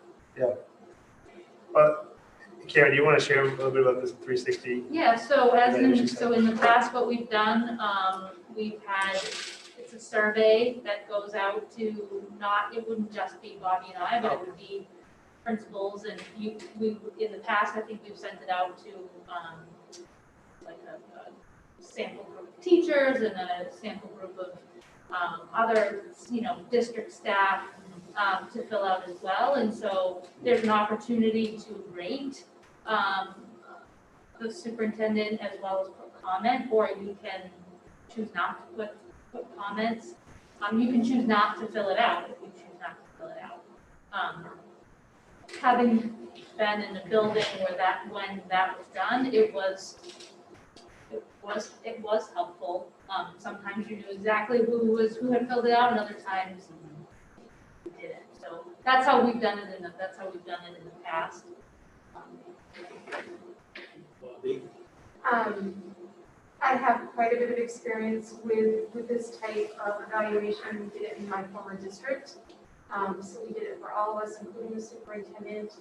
I did evaluate the superintendent. I had no problem sharing what I felt with him. But it was a confidential process. However, I chose not to. I chose to just talk to him. But it was quite in depth, and it really does allow the individual receiving that evaluation to really reflect upon, strengths and weaknesses, and it's a pretty great process, I think. Do you think that there's an existing template out there to do that type of survey? Yes. That's something you could share with the committee so we could review it before or modify it? Sue Williams actually reached out to Megan. I know Megan's not here tonight. She kind of bulleted out the list, and as our Director of Teacher Effectiveness and Professional Growth, this is kind of a realm that she lives in. She really likes this stuff. And so whether it's Bobby or Karen or Sue Williams, certainly the formats exist. And then that information would go to each of you as part of your own thinking in the evaluation process, but then also you would see what others have shared as well. Ms. Ray? I am super in favor of the 360 process. I've used it myself, so I think that's a great way to get a more clear picture of day-to-day versus what comes to us and how we see things presented for the superintendent side of things. In terms of the school committee evaluation, I believe it's woefully out of date and not particularly helpful. I do think that wouldn't be so much of a 360 process because it is a self-evaluation per policy and per MSBA recommendation. But if there are ways for us to update that, I would advocate that we do so. The other thing is that in the past, the evaluations of the superintendent have been filtered through a member of the superintendent's staff, which I strongly recommend we do not do. I think it should go through the chair and the vice chair. And I know it's more work on their plates, but y'all sign up for it. So. Mr. Parkin? Jake, again, I guess I just have opposite polarized view of this whole process. Again, we're the responsible body, we're the hiring body, we're your supervisor. We should be setting the standards for you to progress on, and setting the expectations of what we would expect on a review and where you fall in that.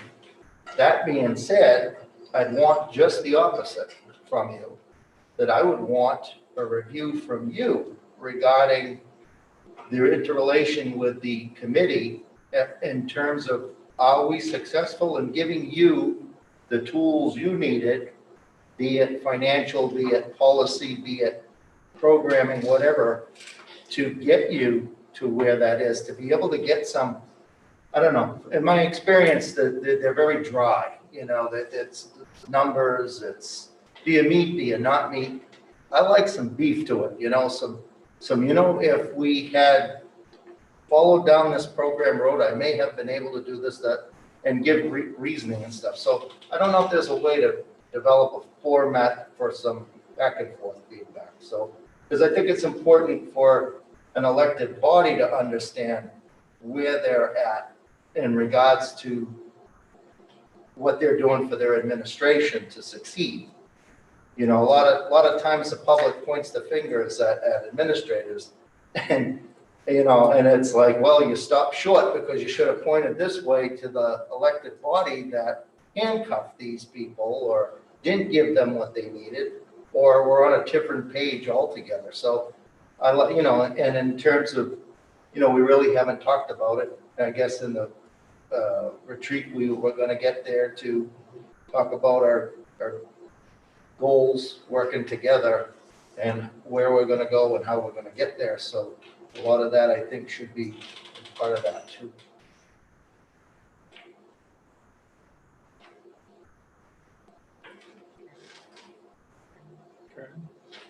Yeah, so one of the things that Member Potvin just said, I think is dead on with where I'm at, which is that I've always been sort of skeptical of trying to impose objective numerical values to inherently subjective perspectives.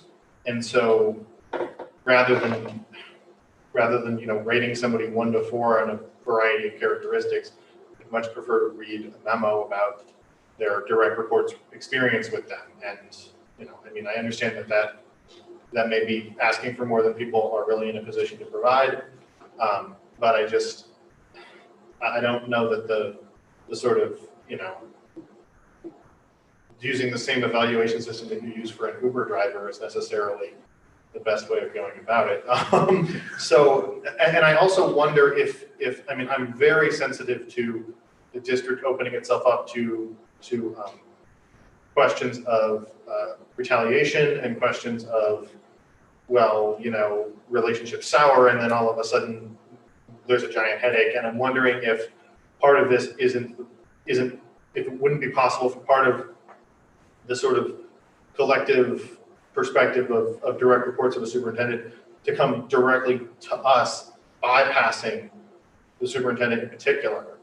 And then we can sort of filter things and then provide an evaluation to him so that it's less intrinsic. I mean, if someone wants to share something with Superintendent Langless, I have every confidence he's got an open door and is willing to hear criticism, not just once a year, but, you know, when it comes up. But if somebody has something that that's sort of bothering them and they haven't brought it to the superintendent, there might be a reason. And so I would wonder if there isn't value in this evaluation process of creating a way for direct reports to talk to the school committee without the superintendent being involved. And I can just think of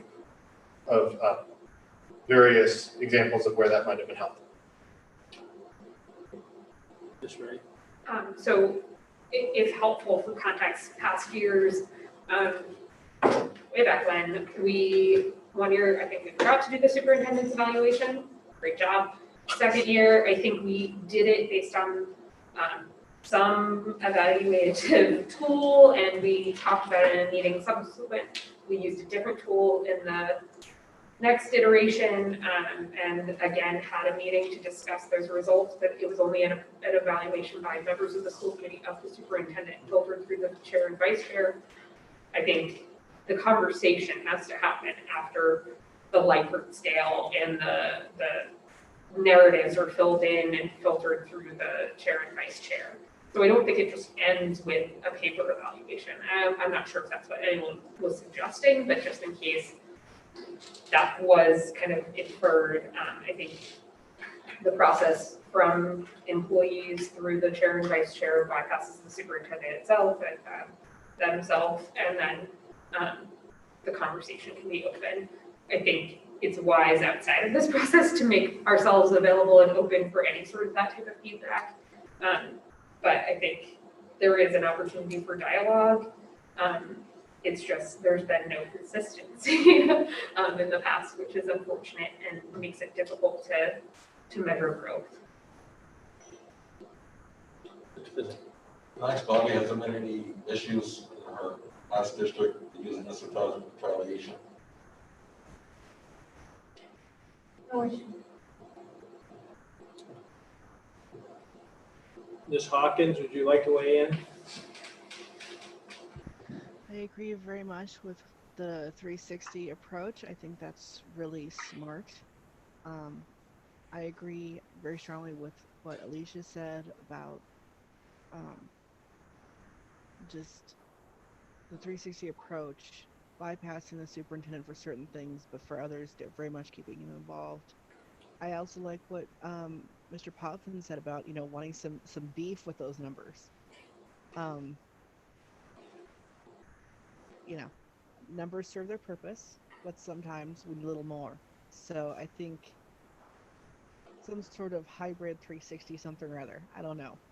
But I also agree with Alicia. I was looking over the the school committee self-evaluation. I was kind of like, okay, what is this?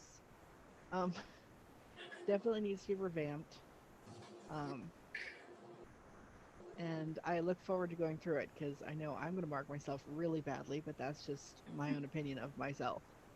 But I like the conversation, and I think we've got some good ideas on where we need to go with it.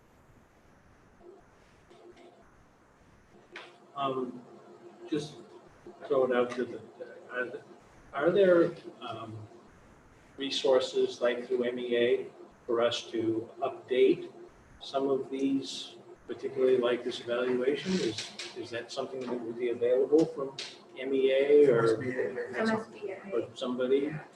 So MSMA, also MSBA, took a look at our policy manual and gave us recommendations on things that should be updated, shouldn't. I haven't looked to see if that's part of the policy kind of upgrades, if they have a new tool for that.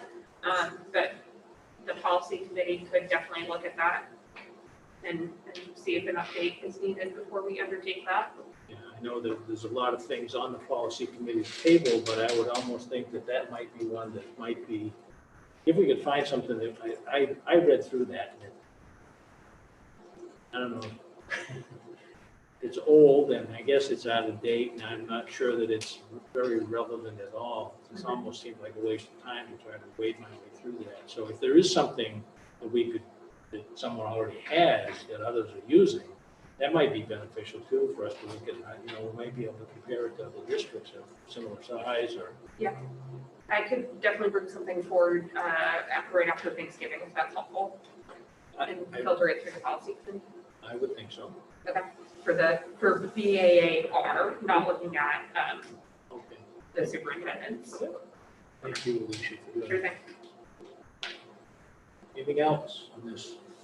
Yeah, one Oh, thing. this is the chair's Perhaps the most simple and concrete element of this discussion of the timing we haven't addressed yet. My preference would be at the end of the school year.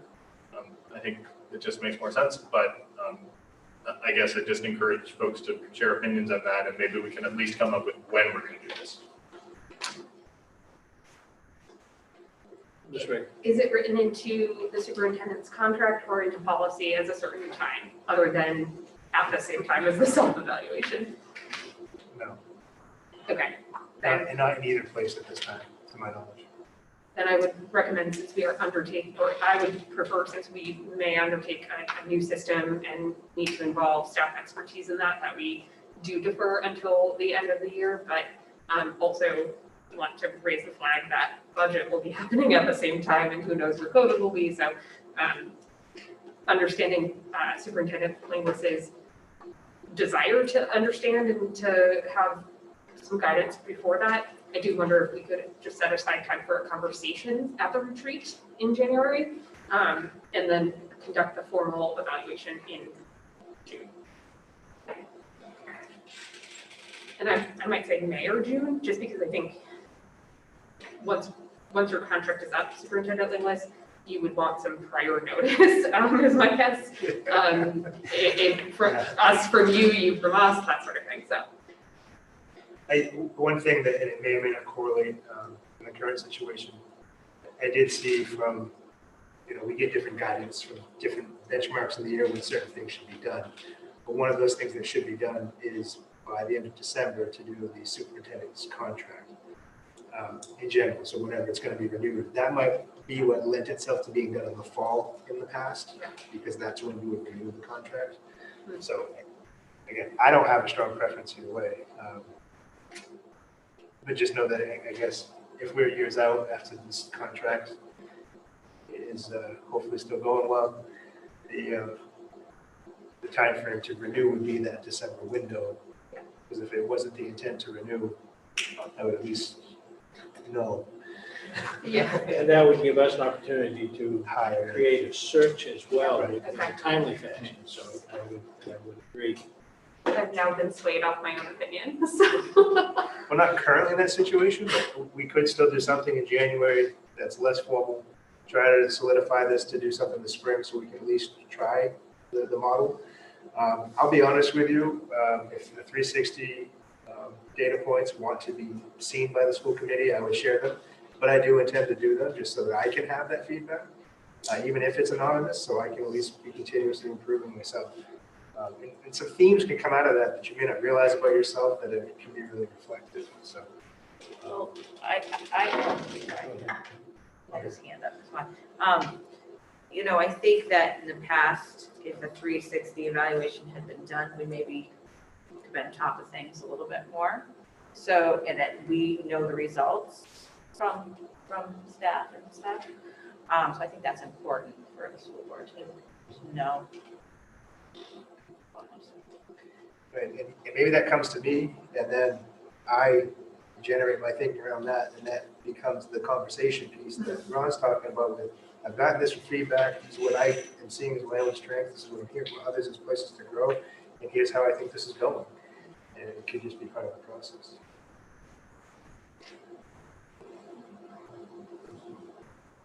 Anyone? Okay, I guess we're good. We'll move on. Item number 9, report from the city council rep. Thank you. So the city council met last week after a 3-week hiatus due to circumstances, including the election. And as always, I will thank our city clerk's office and all the volunteers who made that run smoothly. Last week during our special meeting, we discussed the temporary wellness shelter, which was approved, and then also an extension of outdoor uses in the public right of way or adjacent to for businesses. So basically having tables on the sidewalk and that sort of thing through till I believe it's the end of April of next year was the date on that. So trying to allow some flexibility for folks. We also have a meeting tomorrow night. Nothing incredibly relevant to the school committee work, but the agenda's online if you have any questions. Thank you. Any questions in the city council rep? We'll move on. Report from the school committee chair. The school committee chair is not here tonight, and I don't have anything. So, report from the superintendent will be item number 11. I think that the dominant thing in my world right now is COVID. We talked about that earlier. And also just a reminder to anybody in the public who's watching that Ward 7 is currently an open seat, and the application process has been posted by way of the city, and the mayor is looking to get those applications in so that he can do the work he needs to do on Wednesday. Actually, I believe the cutoff date's Thursday, isn't it, the 19th? This This Thursday? upcoming Thursday, I think with it's- a potential appointment on December 1st, is my understanding. Item number 12, community announcements of the school committee. I don't know of any. Maybe I'm overstepping, but I'm going to say it anyway. So I know that Ms. Paquette is putting together a subcommittee for dyslexia and looking for teachers, staff, community members, anybody who wants to be a part of that conversation to be members of that subcommittee. If you've got experience with a child or yourself that has dyslexia, maybe you're just passionate about it. If you think you can add value to that subcommittee, reach out to Mrs. Paquette and let her know, and that would be great. Anything else? Future agenda items, Mr. Thompson? going on back to the community, I just want to mention that, last week we had our first finance committee, subcommittee meeting. And it started off really well, understanding the history of the district, the moving forward. And I think a big piece of it was the fact that there seems to be pieces missing in terms of long-term planning. We talk about our issues of ELL, we'll talk about our special ed.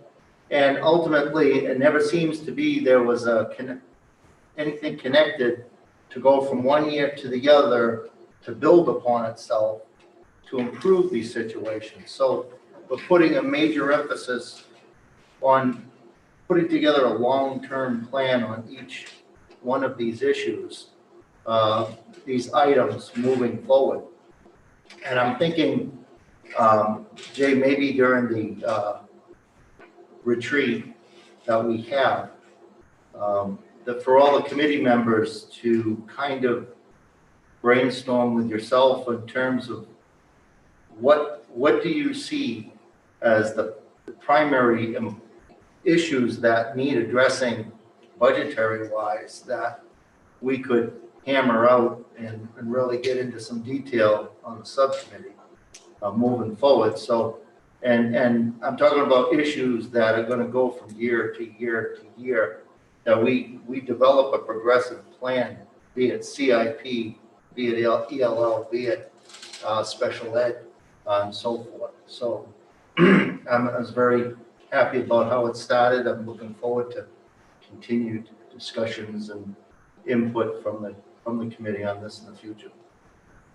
Yeah, I think one of the items that particularly along those lines, Ron, is we may want to also really look critically at certain departments and staffing levels. Dave's department is very short-handed.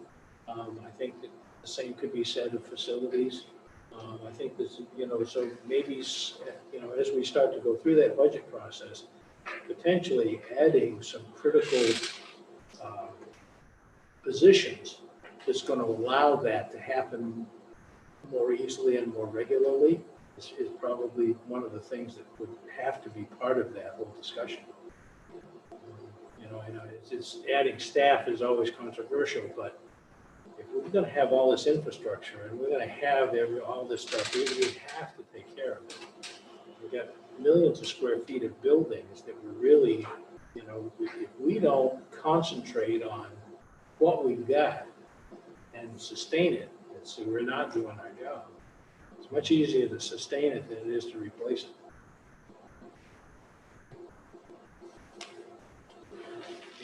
Ms. Ray. So for future agenda items, I'd like to see us put policy section D and all of its affiliated policies on a future agenda. The policy committee undertook some of that work to start, following up with staff to make sure we're on the right track. But it would be great to get a first reading in front of the committee so they can weigh in as well. Which one is? Policy section D. D. D as in David. D as in David. Yeah, I'd like to see a conversation about substitute compensation with an eye towards potentially increasing it to make the district more competitive for filling our sub vacancies. And I'll be happy to add to that conversation. I know an idea was floated recently that we don't currently do, but I'd be curious about, and that's right now we have a structure where Bobby's team has secured subs for each building. They report to that building every day without an assignment, and they're used to cover the various gaps that come up during the day. We kind of came to that place because of some funding and some ideas from our HR department. But it's really working, and a lot of people are saying how helpful it is to have people that are dedicated to be there, and that's their job. We do that with subs. We have done that with subs. I actually think the dynamics that are happening right now in our schools, aside from COVID, whether it's based on a student number ratio or a number of teachers ratio, you may see a budget request down the road of saying we'd like to put X amount of people in each building. that have a full-time job to do this work, to help keep our buildings running smoothly. Okay, I mean, I'm glad to hear more about it. Does that no longer make them substitutes? Well, they could be non-designated employees, random hat wearers. So, question on that. So those people, so if we were to have a shutdown, are those, and we agreed to pay our staff, they would be paid? Actually, they would be now, I believe, because they've been working for more than the window of time that we discussed.